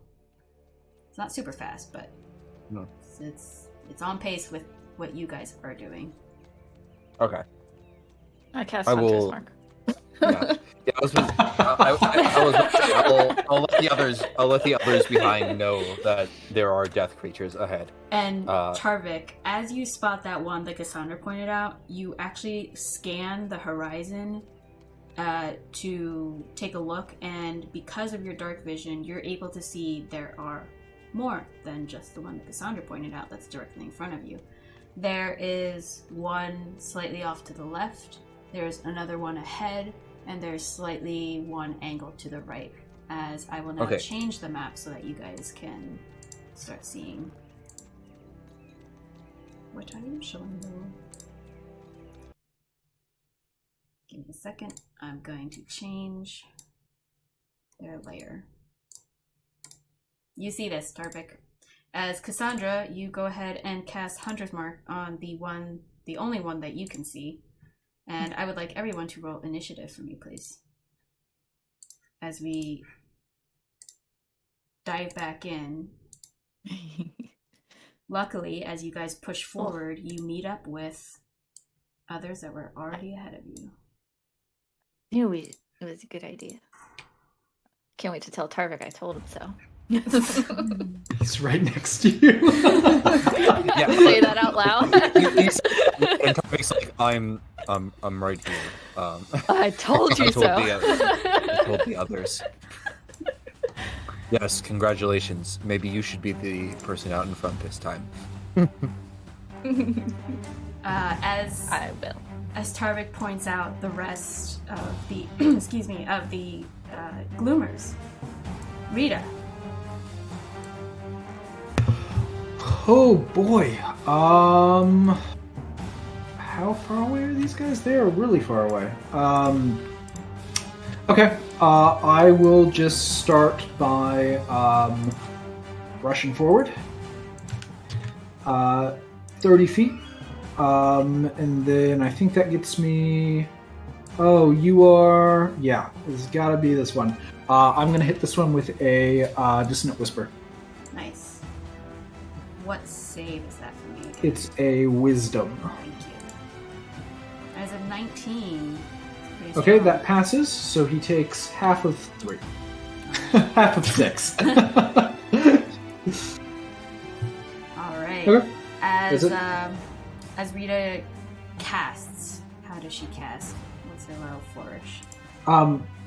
Yeah, so Rieta rushes forward and looks at this gloomer that is closest to her, and begins whispering from where she stands, and it is like a whisper, but it's like a bit of a tune to it.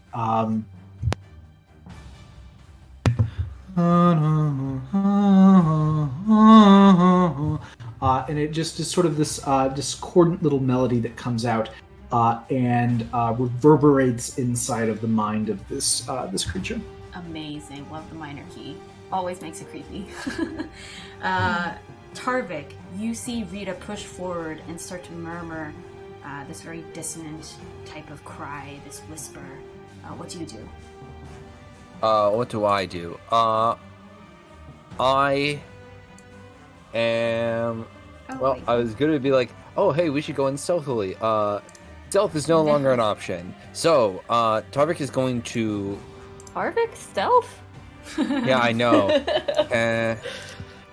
20, 30. I'm just gonna go up to this here. And I'm gonna hold... No, I feel like I'm just gonna toll the dead on this one over here. Nice. I don't think it... Let's see, 17? Oh, that just saves. It passes, so no damage. Alright, so, Tarvik, you go ahead and ring out your Toll the Dead, and immediately after, both of you in the front see a noticeable shift from the one that Rieta attacked, as it kind of bemoans low as it turns its head creepily towards you, looking at you, Rieta, and starts moving towards you. gonna go here. As it looks out towards you, Rieta. If you can make me a con save, please. Okay. And you are going to take 22 points of necrotic damage from me as the creature turns its head towards you and just bores you down with its gaze. And you feel your mind warping into it, almost as if it's sucking and pulling you in. And you feel a dark coldness kind of envelop your heart. It just makes you nauseous. The rest keep moving on as they are not affected by what the two of you did. So relatively still stealthy here. As the whispers weren't enough to gather their attention. So I'm going to move them forward. They're just moving at their pace. So all of them go 30. Oh, this one's like on a half grid. That's weird. This one. Okay, Cassandra. Oh no! I'm so fast. Okay. My ranged ability's gonna suck, so I'm just going to get up to there. My movement action dash. And bonus dash. No. Yeah, I guess that's it. Alright. Just running. I'll catch up. Cassandra, as you near, please make a stealth check for me.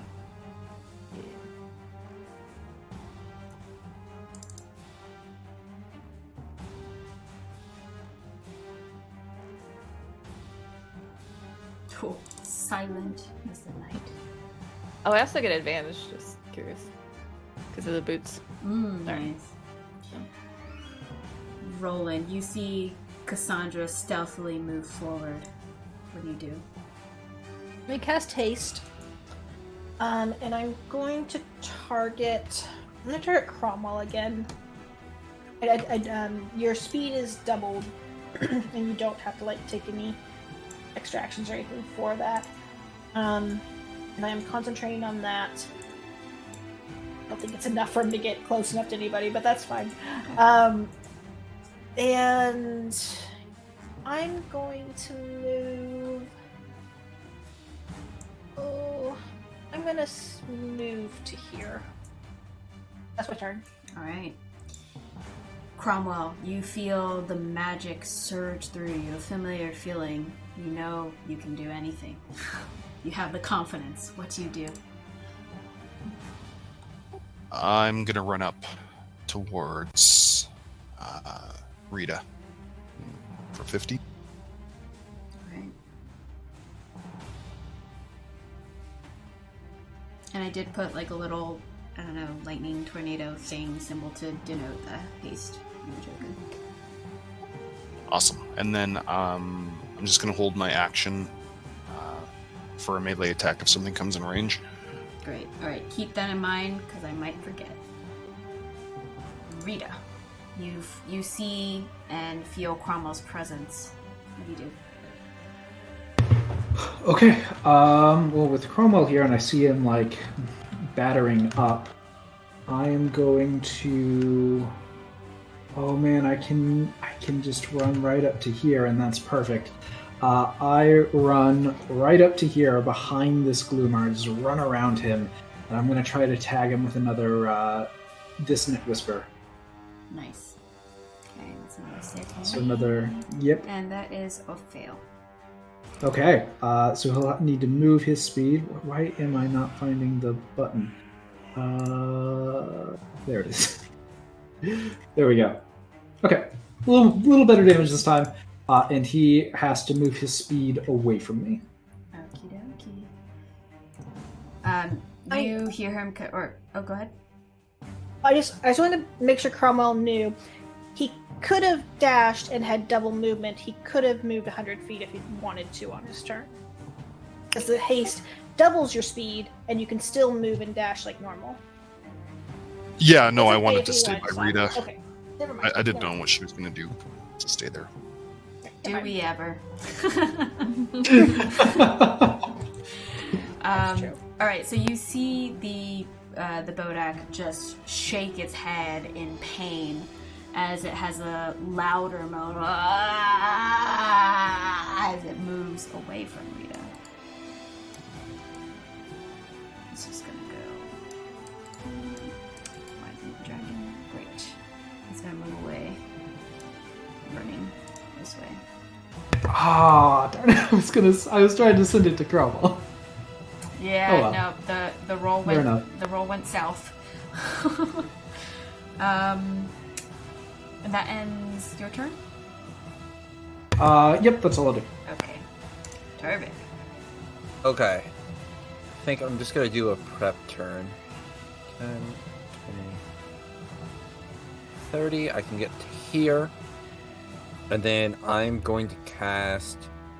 I want to make sure this is the right one. Yes. I'm going to cast Aura of Life on myself. Nice. Do you want to put the Yep. the aura? Great. Make it... All right, so everyone read this, because if you are in that circle, you have resistance to necrotic, and your hit point can't be reduced. And you automatically regain a hit point if you drop to 0. So, Nice. be Tarvik's buddy. What level is that? Oh, 4. What'd you say? What level is that? 4th level? Yeah, it's a 4th. Cool spell. My last 4th level. Lack of personal space is important here. Still Alright. 30 feet. Yeah. And Tarvik, that ends your turn? That's going to be the end of my turn, yes. All right. With the loud screech from the Bodak that has been hit repeatedly, the others start slowly turning and making their way. So this one's going to...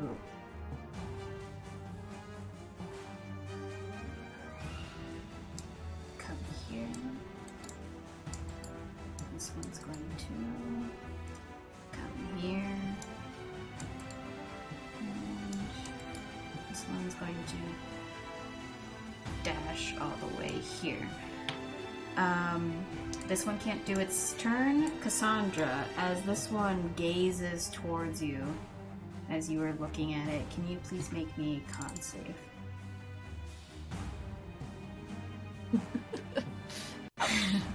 You're going to take 27 Half? points of necrotic damage as you also...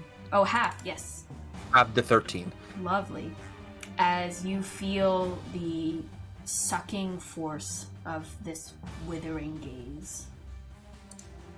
Question, I still had 5 temp hit points from Rita's mantle. Is that gone? That's gone because you took a short rest, I think.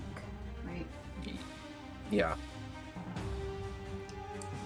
Yeah, that's correct. This one's gonna look towards you, Tarvik, as well. Can you please make me the same con save? Amazing. You will only take half here. I think. Yes. Now on the lower spectrum, you only take 6 points of necrotic damage, which you can have Okay. then, I think. Have the 3. And I will make concentration as well. I make it, just barely, but I make it. Oh yeah, Cassandra, do you have concentration for your Hunter's Mark? Oh, yeah.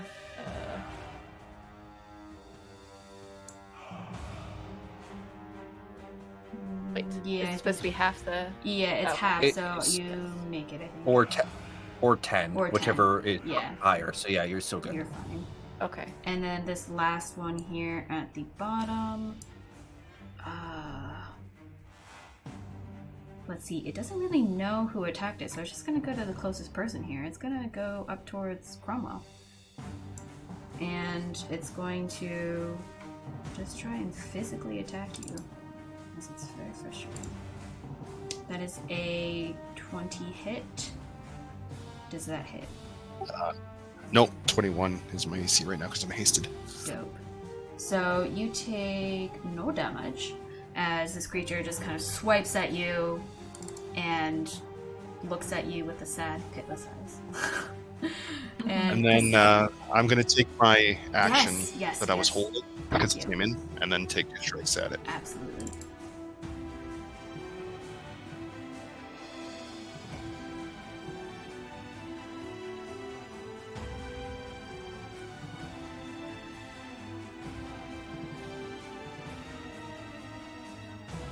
Ooh, nice.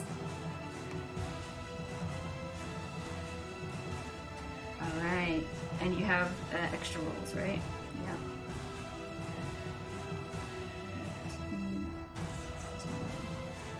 Do you have something else too, other than the D8? No, I didn't cast my Hunter's Mark on this guy yet. Oh, okay, So- great. And then I'll take another swing at him. Okay. Describe as you hit him. Where are you going for?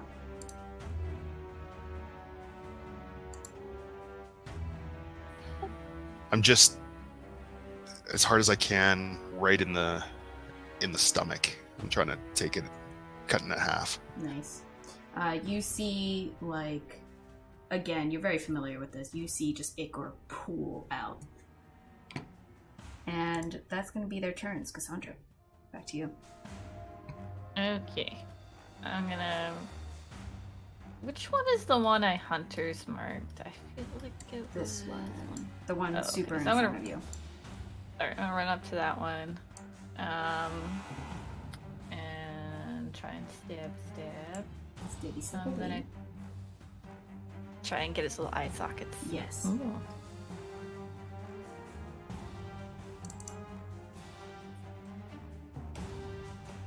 Alright, Definitely. 14. And the other eye socket, maybe. Just double.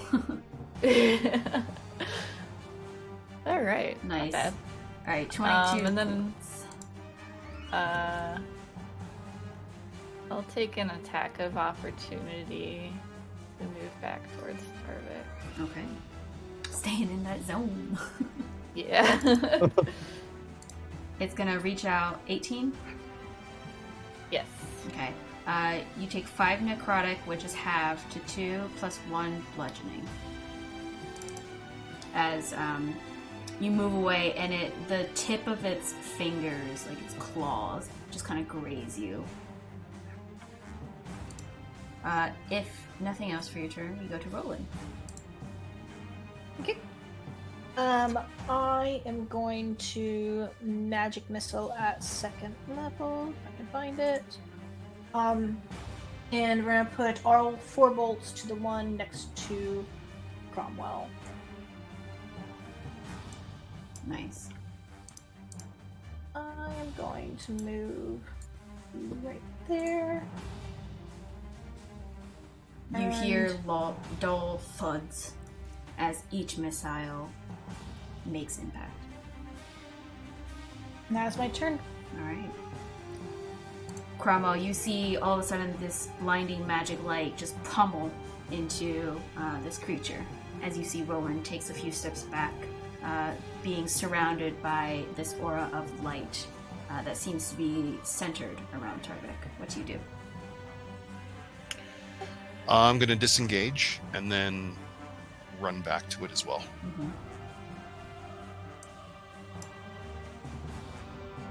Rieta, you see Cromwell disengages and goes where everyone else is. What do you do? All right, I'm gonna draw my sword and run down toward the sky, 20 feet. And bonus action, I'm gonna cast Wrathful Smite, and then I'm gonna try to. And then action, I'm going to cast Booming Blade. Nice. Here we go. Oh, that was the wrong thing to hit. Sorry. Long sword. There we go. 17. Yes, that hits. Okay. So that's wow. Bad rolls on the things. So 8 damage. but he needs to make a wisdom saving throw. All right. That is a 16. 16 is the DC, so I think that means it passes. Yes. And then I am going to continue running on 10 more feet toward the orb. Is it just the 8 points? Yeah, it's just the 8 points of yeah. If he moves, he'll take 13 more thunder damage. Remind me about that in 2 rounds. All right, so Rieta, you. I moved away from him. He does have an opportunity attack if he wants to use it. All right, that was my question. Thank you. Yeah. He reaches out 15.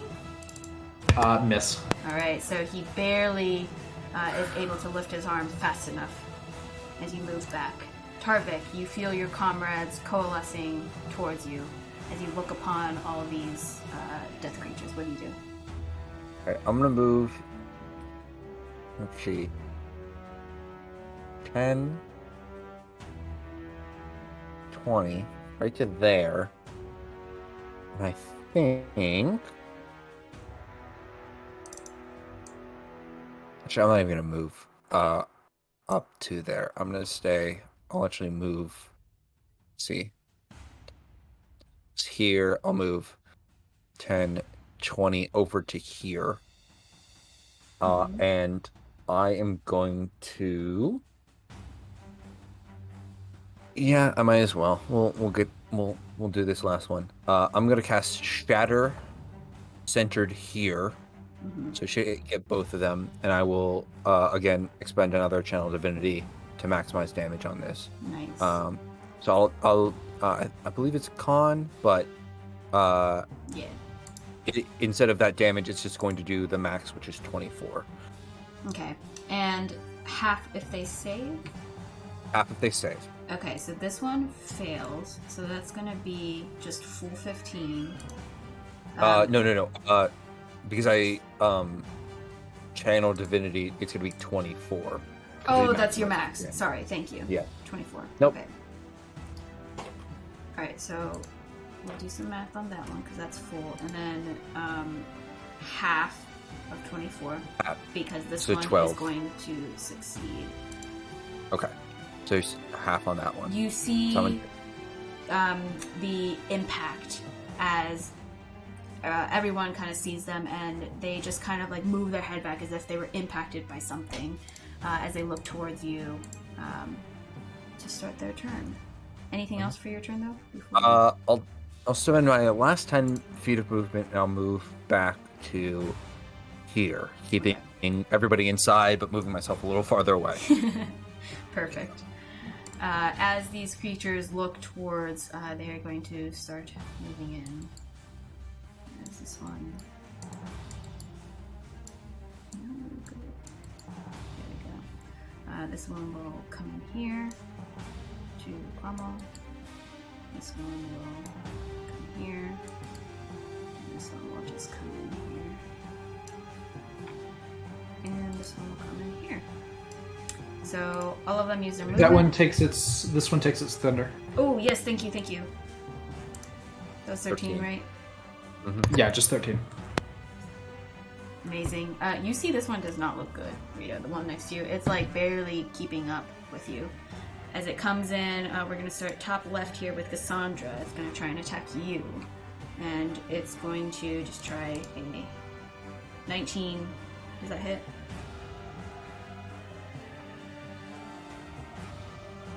Sorry if you're muted. Sorry, I was muted. Yeah. Yes, that does it. Great. Okay, so 10 necrotic but half. Okay, And then one bludgeoning. Alright, cool. And then this one, Cromwell, is going to try and attack you. That is an ultra fail. As, man, it like just raises its arm and it gets stuck on its cloth that it's wearing, and so it can't do anything. The one here... I just shake my head at it. disappointed. Is 23, Tarvik. So Yes. 6 Can it- divided by 2 for necrotic, and then 1 bludgeoning. Okay. Can it make me a dexterity saving throw as well? Yes, it can. It's a 13. Okay, that fails. It is going to take... it takes 6 lightning damage, and it's pushed back 10 feet. Nice. Lightning. You see, as the energy pulses from you, as soon as the impact happens from the death creature, you see it seems to pass through it to no effect, but it does get pushed back. How many feet? 10 feet. Okay. And then this last one will try and hit Rieta. That is a 20, and it's 9 necrotic. Reaction shield. Amazing. Okay, it does not hit them. No damage. As Rieta, describe how you react with your shield. Yeah. So as the creature comes to hit, it's actually it is a semantic. So Rieta sort of like raises like her shield, her shield hand, and from the electric guitar strapped around her back, just this shadow of a dragonfly darts out and buzzes around and intercepts the strike, deflecting it away from her. Very cool. So cool. That is the end of the Bodex. So, Cassandra. All right, still fighting this one. Real quick, because I took damage. This now goes down. Oh, yeah. Aw, sad. I Good know. call. It was just a little bit of damage, but it's enough. Hey, It really DM helped me. inspo for remembering, even though it was a negative. Yeah. All right. Let's stab. Yes, Or, that hits. or- Definitely. we got matches mark. That's nice. And Ooh, for sure. right. You...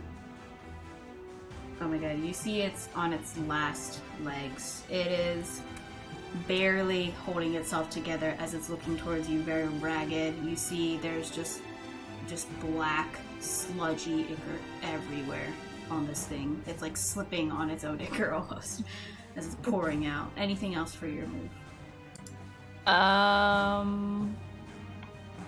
I guess I will just stay here. Yeah, I'm good. Okay. Rolen. As the light Okay. fades around you, what do you do? Rolen is going to make a point to not look at this Bodak, which is hopefully facing Cromwell, and is making very much a point not to pin eyes. He's going to move over to the opposite side of it. Going to cast Magic Missile, but he's going to target this one over here that looks like it's almost down by Rieta. Interesting. Magic, Go for it. Magic Missile. Just at regular? So yes, first level. Moving to first level on those.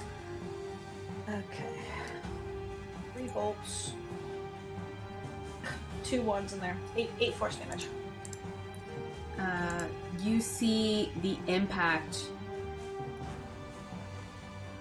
as each bolt hits in. You notice that it doubles over, but it does not fall. It still stands. Seems Okay. very close, though. It seems very hurt. It is Roland's turn. As Roland shoots off his magic missiles, Cromwell, you see that blinding light again kind of shoot forward as you look back towards your foe. What do you do in this moment? I don't know. Do we have flanking rules? Yes, you have I've never asked advantage that. if you hit. Fantastic. I'm gonna yell at the one in front of me and just take a bunch of strikes at it. Go for it. Use that haste.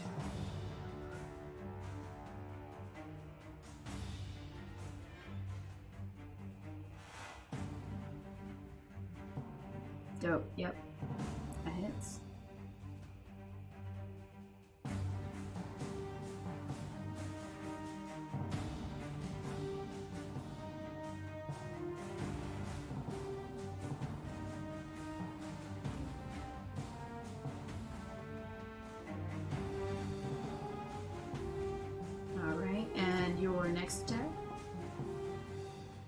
unfortunately, that does not hit. Even with advantage? Oh my god, yes, you have advantage. No, that hits. Sorry.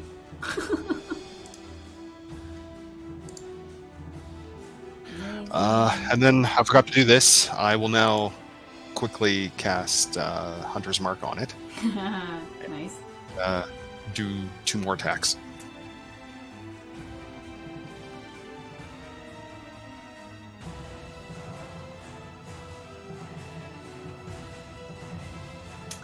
That one does not hit, unfortunately, even with the advantage.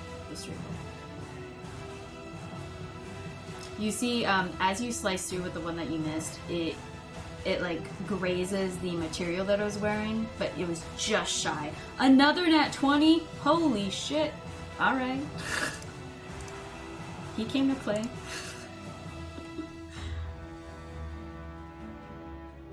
Trying to be good at something. I mean, it's only fair that if your attacks are being resisted, that you double it with the nat 20s. And then I'm gonna just try to keep its attention on me and just be like, "Keep looking at me, you ugly suckling."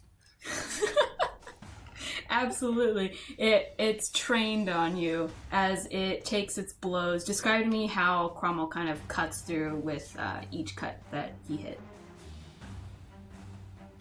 I keep trying to go for the stomach, and I slash once across to the right, quickly come back, and then spin the axe around, and then try to go into the shoulder by the neck. Nice. As Ichor sprays, Rolen, you get some as Cromwell cuts into the neck, and you kind of get that backsplash. Rieta, what do you do?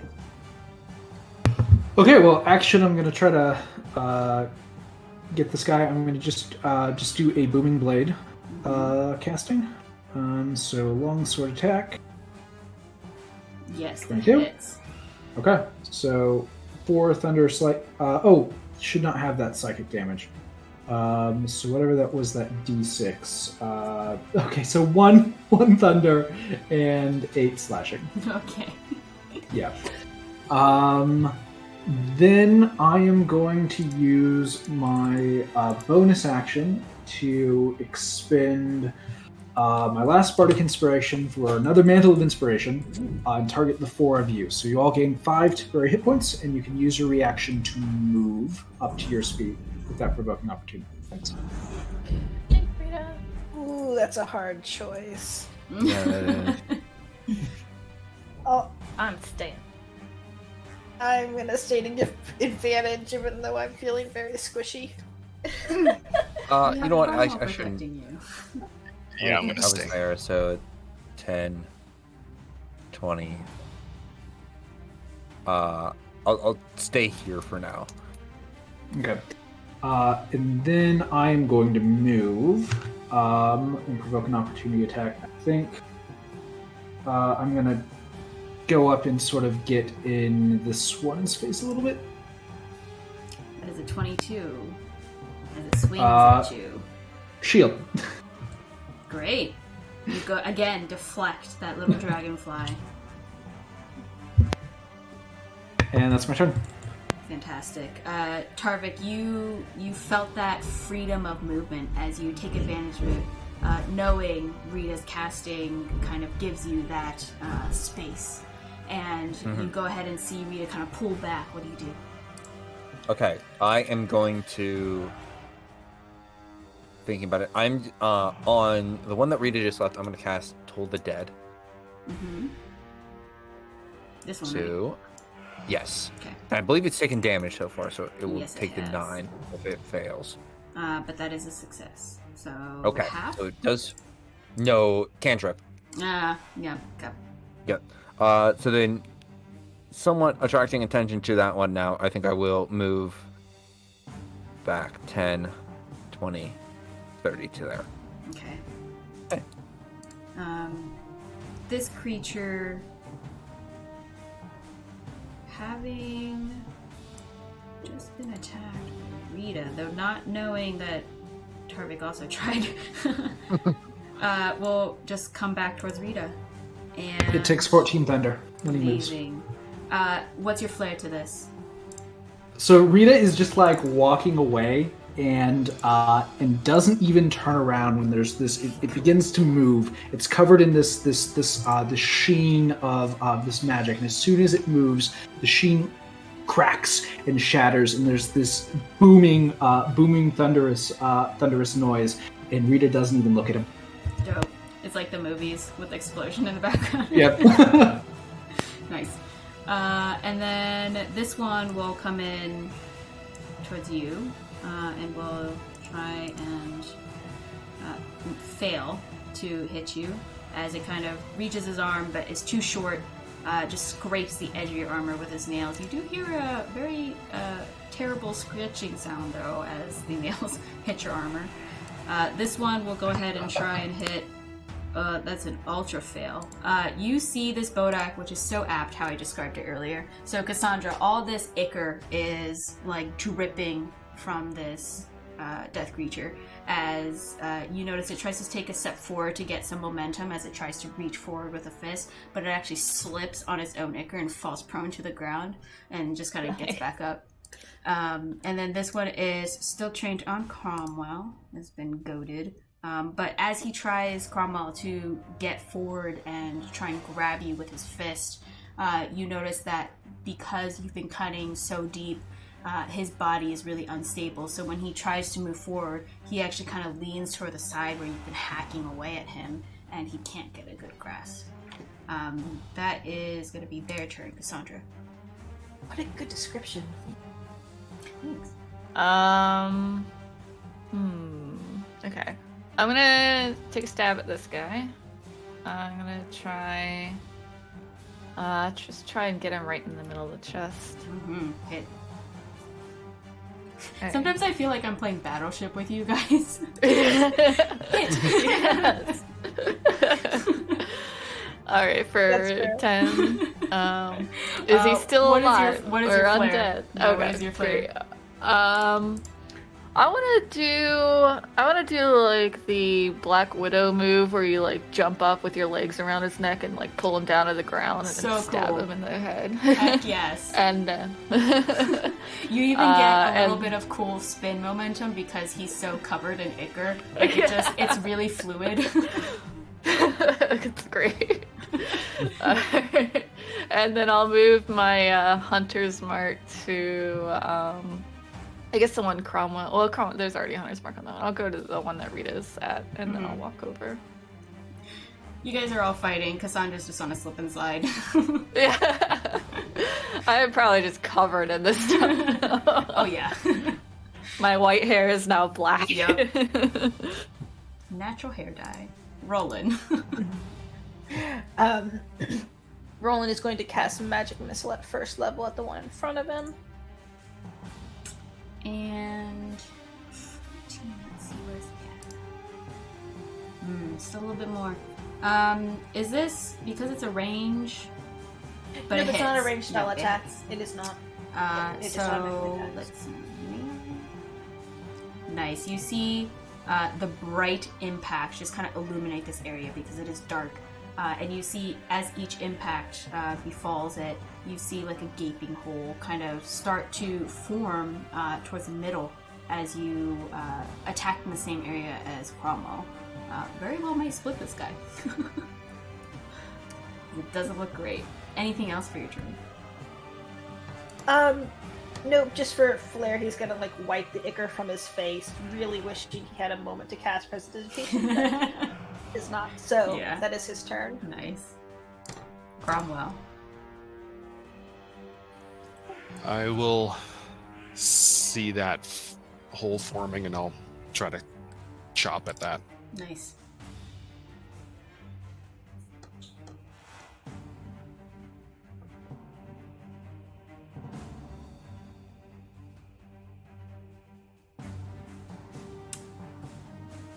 That hits, yes.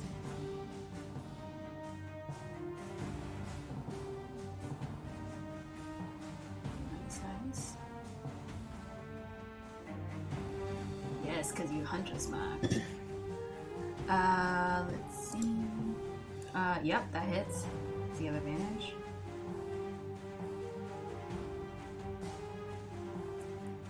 Okay, let's see. Nice. You feel like you are making a lot of headway and like into damaging the guy. Okay, I will take 2 more strikes at it. Okay. Go for it. Yep.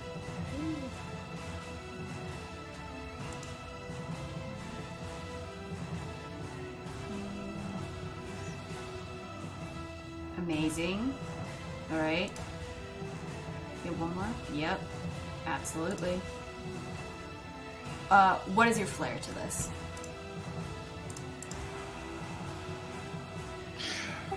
I see the hole that Rolen had started, and I just keep swinging my axe at his torso, and then about this 3rd hit, I actually kind of sweep the leg and try to take it down, and then I take my shield and jam it into its ribs just underneath to kind of like separate it, and then I just take my axe in 2 hands and just right beside my axe, just cut it right in half. Nice. You guys see a bisected Gloomer now. Rieta.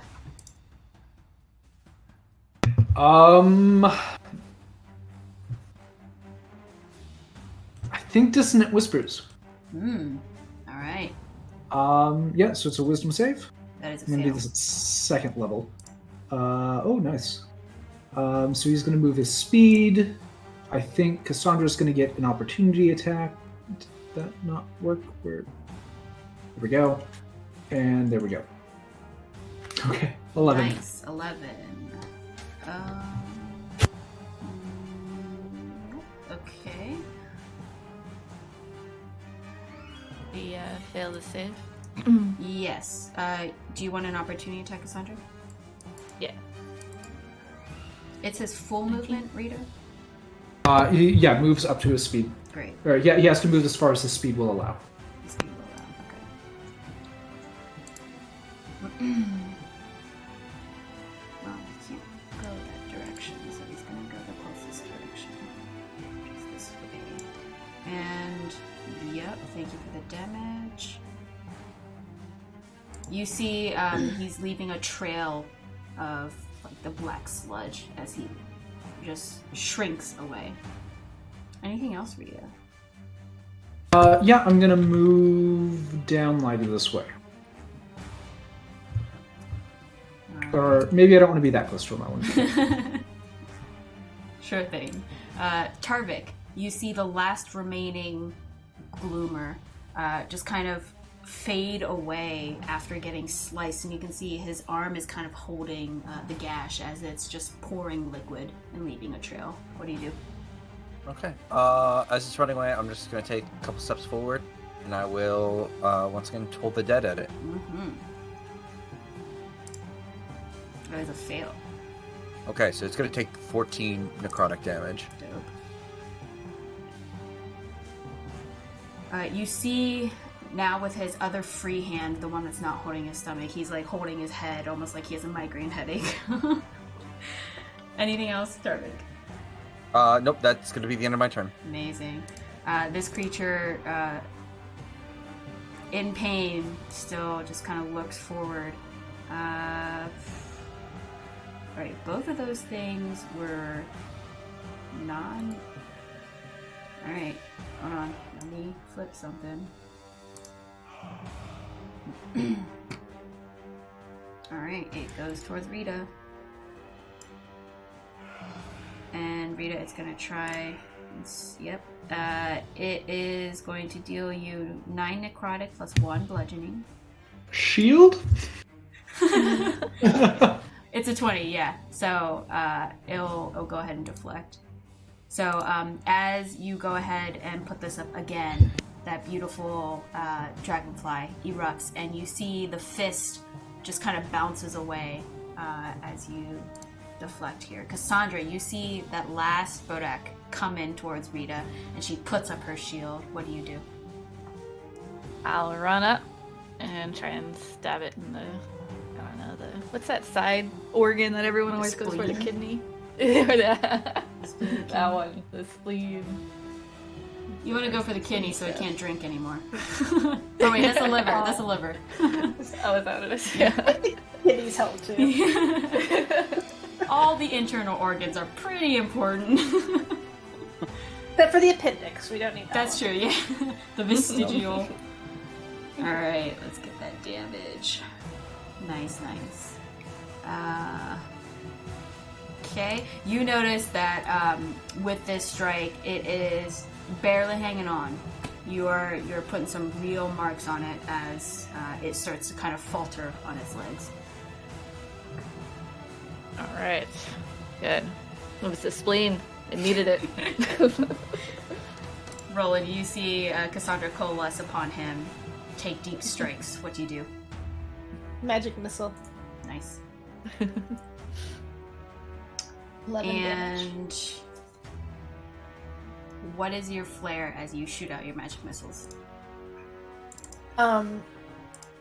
He's gonna just like step aside to get a little bit better view at it, and I am imagining that it's been rocked to its side with Cassandra's impact to its poor spleen, and then a magic missile just wants to like graze her fist, like right as where her fist made contact, just at the same point, and I imagine its spleen just goes flying, like as the bolt like goes through its body, like a black little organ that kind of skirts out to the side, and the other 3 bolts hit it in the face. Nice.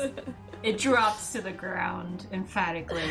As you guys finish off this last creature here, you notice that the air stills around you. You are back to being in the wilderness and having a bunch of these gloomers dead around you. What do you do? Oh, Well, I already told Tarvik I told you so I don't have anything else to say. prestidigitation. Finally, Rolen's grab- been itching. Itching for Grab it. these heads, Tarvik. No, I'll get these heads in the bag too. I think when we get to town I might need a new bag or something like that. As I just like swing heavily down on the first one. Just like chopping wood. Mhm. No. How many heads do we have now? Is this like, are there now 9 heads gonna be in your poor little Yeah, sack? I was about to say I'm currently at 9 if I add these, so we're gonna get paid good when we get back, I guess. Yeah. To Duras. Yeah, heading the wrong way, but yeah, that's. Can you teleport heads? I asked Roland. I can't teleport, but I'm pretty sure if we did teleport, then yes, we would take all the equipment that's on us that we can carry. I don't think those will count as a creature, or as a. I don't think they'll count as a you know. We should ask him to teach you that spell. Yeah, probably a good idea. It is On our giant to-do list. Yep. How's everyone doing? Shall we press on? I'm gonna be honest. I'm not tapped yet, but if we keep fighting tonight, I'm gonna run out. Oh, I mean, I'm very much in that same boat, but How far are we from Parabor? Another couple hours, right? You guys would estimate you're like halfway there. What if Tarvik takes... Who else is wearing full armor? Is Cromwell wearing full armor? Or heavy? Harvick definitely is. Well, anyone wearing heavy armor, take that off. Let's stealth to reach Parabor. Okay, but that doesn't help if more appear. Then we run. Yeah, I'd almost rather sprint to Parabor than stealth to Parabor. Yeah, I would also say that if they're already in Parabor and the option is run, that's not going to help Parabor at all. And if we come across any, we just try to get around them and try to get to the town before they get there. Yeah.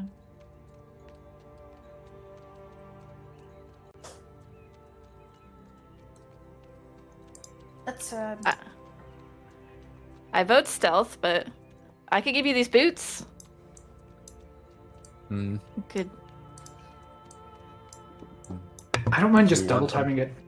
yeah. Well, I Double feel time like it? Okay. well, I feel like our previous strategy of just like walking normal, we were still kind of able to kind of sneak up on them because I'm pretty sure they're a little stupid and they're walking parallel to us. They're walking the same direction. So I'm not sure stealth is needed. Okay. Okay, I'm gonna go sprint. Let's go. All right. Yeah, let's run. All right.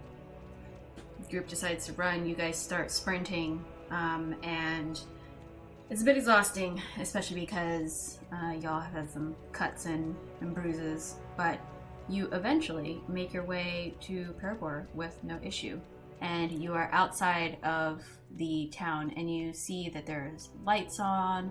It's a bit more lively than when you left it. And that liveliness is attributed to people kind of saying goodbyes. You see people saying, sorry man, like sorry to the neighbor, but we're gonna leave, and if you don't come, good luck to you, but we're gonna try and sneak out at night, and hopefully, in the darkness nothing will come after us. And you see some people saying like, oh, goodbye, we're gonna wait until the morning because we're not as sneaky, or we feel like we're gonna get attacked. And you feel just some mild conversation as you enter Parabor. What do you guys do as you arrive there?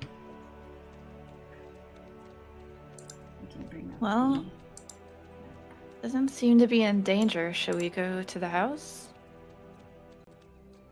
I think that's wise. Should we offer any advice to these people that are leaving? I don't know much about what's right or wrong or best. I don't know if I do either.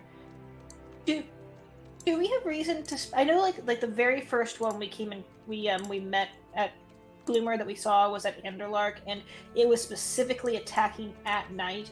Do we know that these creatures are more active at night than during the day, based on our experience?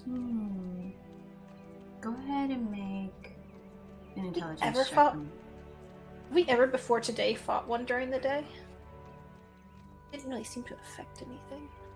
Intelligence 22. Nice. You notice a pattern that they usually only attacked at night. However, you piece together that they were given strict orders, and so they followed those orders regardless of the time of the day. They weren't any more sluggish during the day or at any kind of disadvantage during the day. Well, so when you encounter them, it was just around dusk. So the sunlight had already gone down, but you gather from the pattern that there's probably a reason why they only usually attack at night. I'm going to try to speak up to the group then and say, the monsters in the forest are more active at night. We recommend that you don't leave until morning, and that if you do come across them, that you sprint past. Actually, I'm going to say, do we actually recommend this? Because then I'm recommending they stay here another 8 hours, in which case they might actually be targets. If they really are good at stealthing, I think they'll be fine. But if they're not stealthy, If you see any figure on the road, just steer clear. Stay away from it. they have like horses or a way Yeah. to move quickly. I don't think anyone has horses, but Okay. you hide or you run. Oh, okay. Hide or run. Got it. You guys How- coming back to kind of like take everyone? Because if you are, I mean, we'll wait with you guys if you're gonna lead everyone. No, I think we're going to be trying to like fortify this place a little bit, but you all are definitely in danger, and we do not recommend people staying here. How far away is Dawn?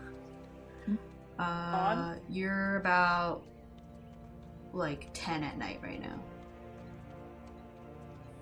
Okay. That's 8 an hours. estimate. Cromwell's gonna look at the group. I think we should probably fortify the entry points from the walls. There's only so many ways to get into the city, into the town here. So I might see if I can find some people and put up guard posts just for the night. I'll see maybe if there's any guards or any of the miners still here. If when we go to rest, would we be able to like patrol the town during our watch shifts? Or would that be like too much? I'll say you Too much could. effort. I'll say you could do it, but it'll be based on a roll. Can maybe we can ask the townsfolk to set up a runner so that if there's any sightings, they come to our house and we can position whoever's on watch to be looking out for them. Good idea. Maybe just Whoever- patrol around our house and maybe just like certain areas where they know they can find us. Quickly. Let's I think it's a good tell idea. Sorry. everyone to meet at the rowdy room to coordinate how we're gonna defend. Real quick. And I'll say So anyone that's staying. Oh, yeah. sorry, go ahead. Yeah, just like go around yelling through the town. Anyone that's staying, meet at the rowdy room to coordinate defense for the night. Nice. And to tack on to the question about the walking, it'll be a low DC. So as long as you don't roll a natural one, you'll be fine to do the walking during your long rest. Okay, that's pretty wise too then, I think. Alright, so you start shouting this as you go through the streets. Some of the houses that don't have lights on, some of them flick on, some of them stay dark. Presumably, some people have already left. You kind of hear people mutter as they kind of congregate and start walking towards the rowdy room as you all make your way there. You have a decent group of people. I'm not sure how I left the rowdy room, but we'll go there anyway. We'll see what this looks like. All right, you have like half the amount of people that you saw before. And you know, you hear some people talking amongst themselves saying like, oh man, I hope that that family is okay. They decided to just kind of hide out in the Vale. Oh yeah, and the other ones, they just went into the woods. They didn't even walk on the path. And you just kind of hear a chit chat about people who left, people who are staying, what they're gonna do, how they're faring. You do not see Deggle here. Let's see, who would you see here? You do not see Arcades. You do not see, no, you would see Phil Bill here. He'd come in. Oh, Nelsa. Monty's gone. You see these people congregate amongst the other people of the town. All right, Cromwell and Rolen, you have the tactics. I'm gonna buy a nail. Rayline definitely gives you one. Not sure we're great at speaking though. Well, our first priority is to make sure that nothing gets into the town until daylight to decide if people want to go or not. One guy in the back chimes up. So you're locking us in? I mean, what if we wanted to go in a couple hours? Are we still allowed to do so? You are. We think it's dangerous to travel at night as these monsters, and I'm going to hold up a gloomer head for the room. They all recoil. Are definitely more active at nighttime, and we've only ever encountered them at nighttime. So, and we strongly suspect that a group are coming their way here.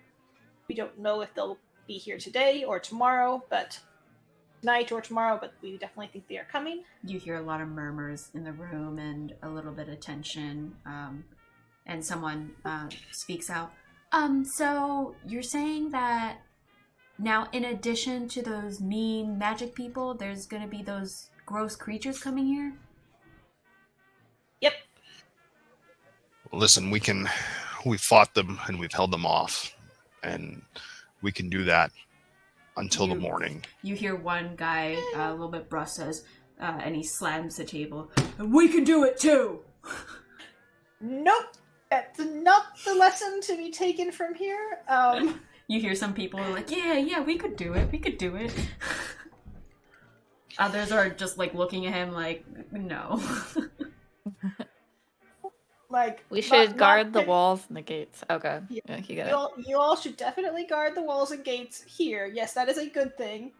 But if you do go on the road and you can run or hide, I think that is the more recommended strategy. But to be very clear that it is good to fight if you're on a wall. Cromwell's going to actually kind of scan the crowd and see if there is people he can deem as like able fighters, and maybe start making his way towards some. Yeah, just to maybe have some absolutely. So conversation. there are definitely some miners that look pretty hardy and know what a hard day's work is and have the strength. So you like walk up to a table of them. They're in the back here. Some of them are congregated. One of the guys who said like, "Oh, we can fight," is actually from this table. So Cromwell, you start walking towards them. Yeah, I'll walk over and just be like, "Listen, I agree. You all look like you can hold your own, and we do need help. And I know that you want to protect this town. So Heck yes, we want to protect it. We've been raised here. We live here. This is our home. Ain't no stupid, grimy thing." And he points at what Rolen is holding up. Gonna take that away from us. Good. You remember that when they come. I want you to gather as many able-bodied men that feel the same way as you do. And I want you to come back here as quick as you can with all that you've gathered. And we will put up posts around around the gates. And we're going to protect this town. Do it quickly. He stands up very briskly. Kind of, you hear the chair screech against the floorboards, and he just holds out his hand and does like one of those arm grasps with you, a very strong arm grasp, as he just nods silently, and he kind of looks around the table and says, "All right, men," as they all kind of get up and they start talking to a few other people who are kind of scattered that also look like miners, and they start talking to them, and a few of them actually leave to see if they can gather anybody else who didn't make it to the rowdy room. So you kind of... Then I'll go back to the some group. Speedy boys, too, for warning us. In general, can I have the people who are talking, can I have Rolen and Cromwell, can you both make me persuasion checks, please? Nice. Whoa! What? What? 2-1? Because I have a -1. Rolled a both. Oh man. Heck?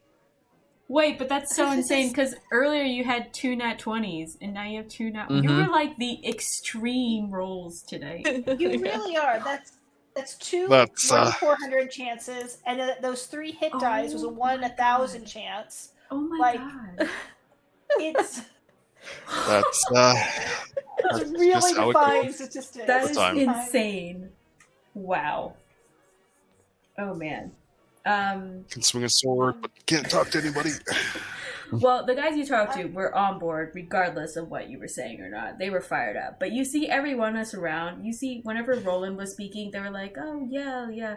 And they were kind of agreeing. And when you kind of started speaking, they were like, I guess. So the general demeanor of the room is like half and half. I like to think that Rolen hasn't been very clear on his advice of fight or go yet, but he's being very good about like talking about this is the gloomer, like don't look it in its eyes, and it'll like suck your soul out, and stay away from it because it has like an energy around it about like a certain range, and like and its spleen is weak apparently, and like just going through like all the different like things that we've learned from it. Don't use fire on them. all that stuff. Yeah, and all that knowledge they're like sucking in. They're just like enraptured, and some of them like try and take out a little napkin and start writing down the details so they don't forget. If any of you see one, run to Laria's house and let us know. You hear for a few murmurs and a couple of agreeances and some kind of scoff at the idea. If you want, help killing it, I guess. The people who scoff go silent.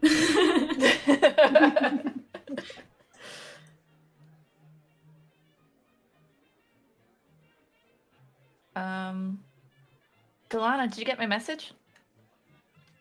Did Oh Mordecai shoot, get that's you? right. Yes. Yes, thank you for reminding me of that. Yeah, Galana, definitely, I think while Rolen and Cromwell were kind of talking to the general public, she would have put you aside.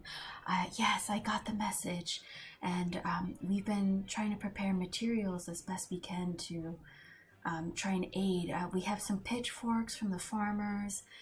We have some of the minor pickaxes as well for them to arm themselves. And even if, they weren't miners, we've been kind of teaching them a few swing motions. And she kind of very lightly motions her hand to try and give them a bit more confidence to try and defend themselves. I've tried talking to as many people to see if they are willing to leave, but some are so adamant in staying.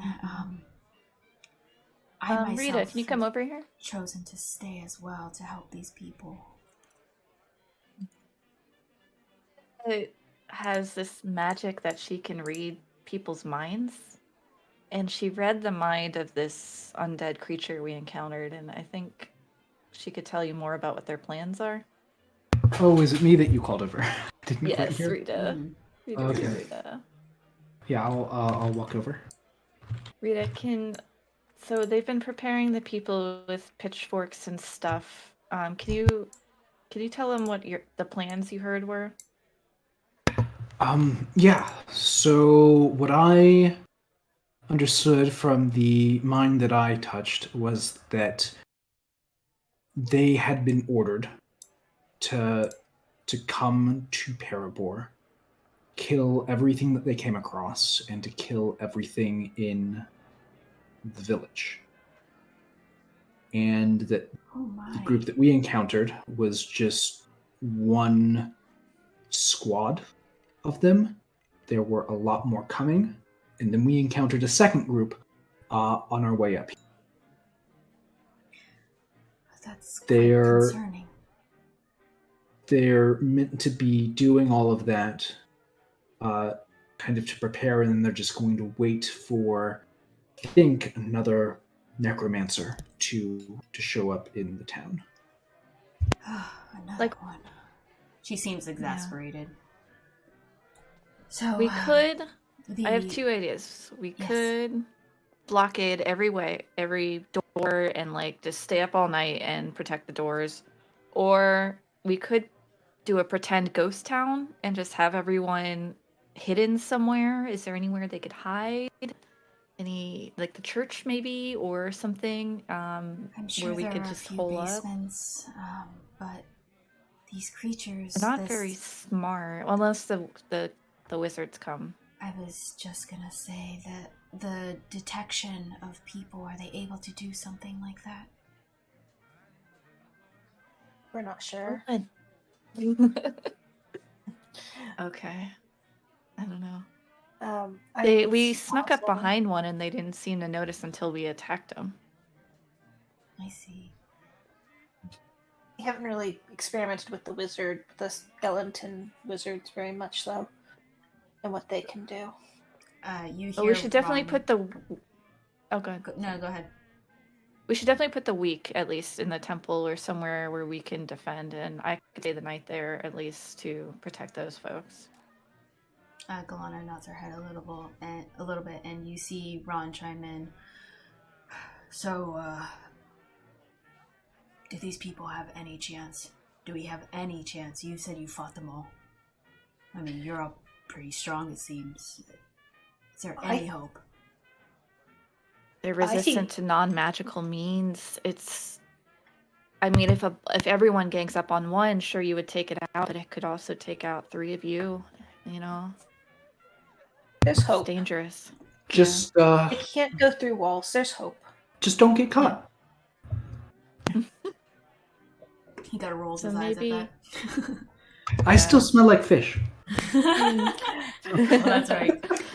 I'm covered in black. Yeah, all of you guys are just like disgusting. Yeah. Roland's presentationed himself off. Yeah, He's Roland's just better. kind of to you all, like yeah. Yeah. He hasn't touched I the fish think smell.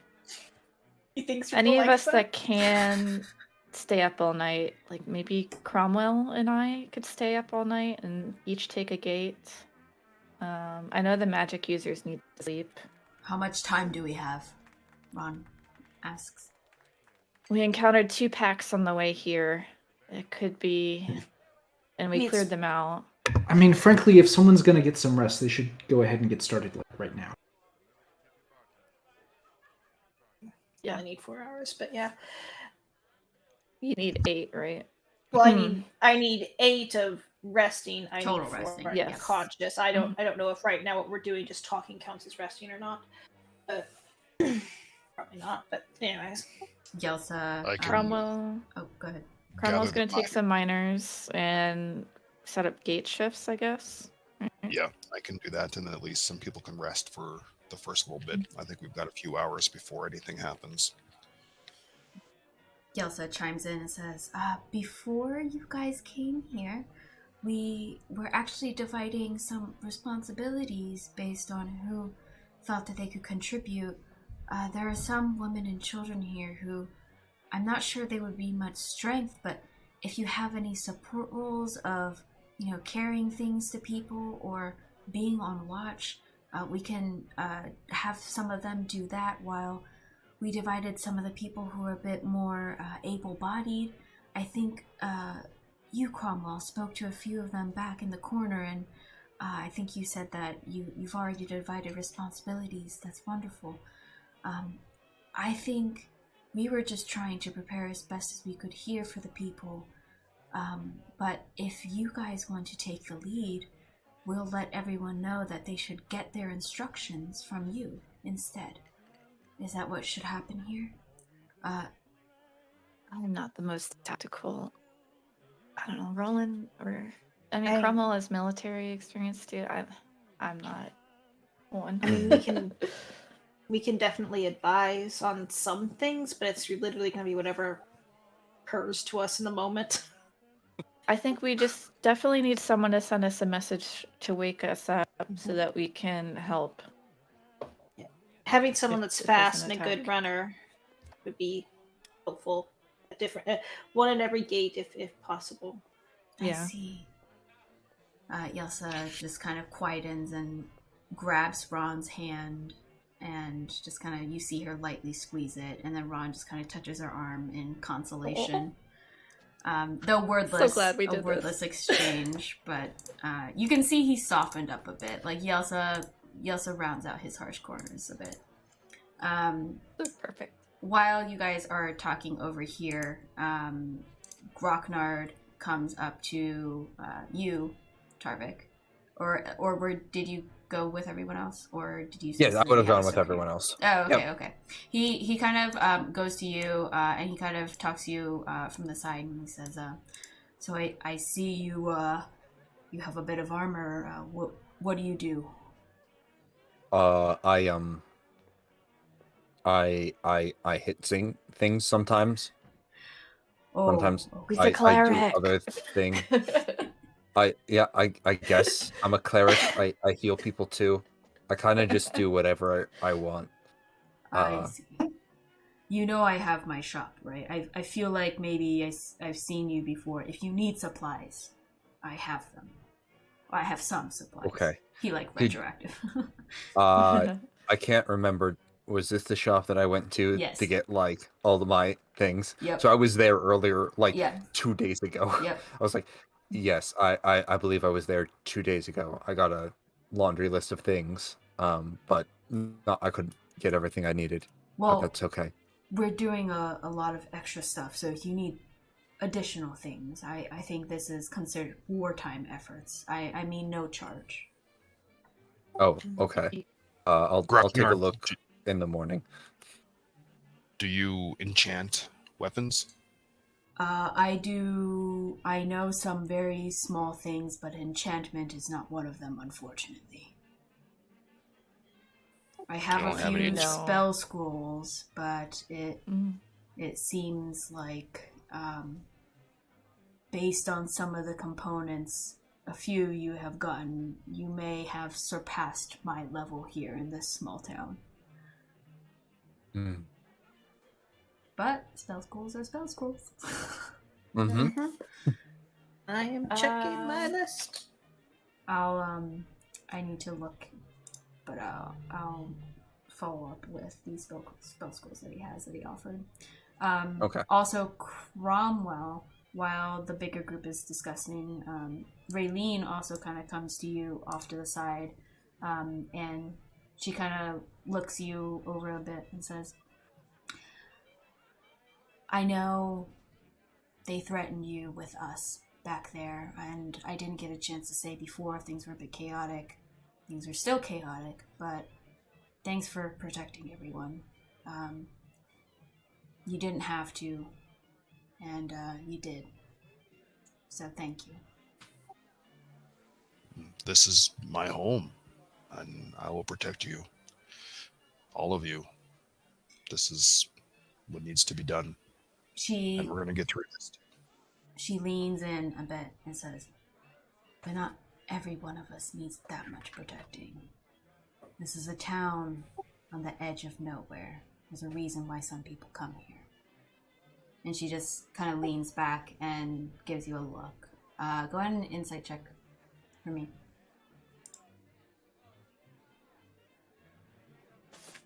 Love Rayline so much. Such a mysterious character. Nice. So you gather from that statement,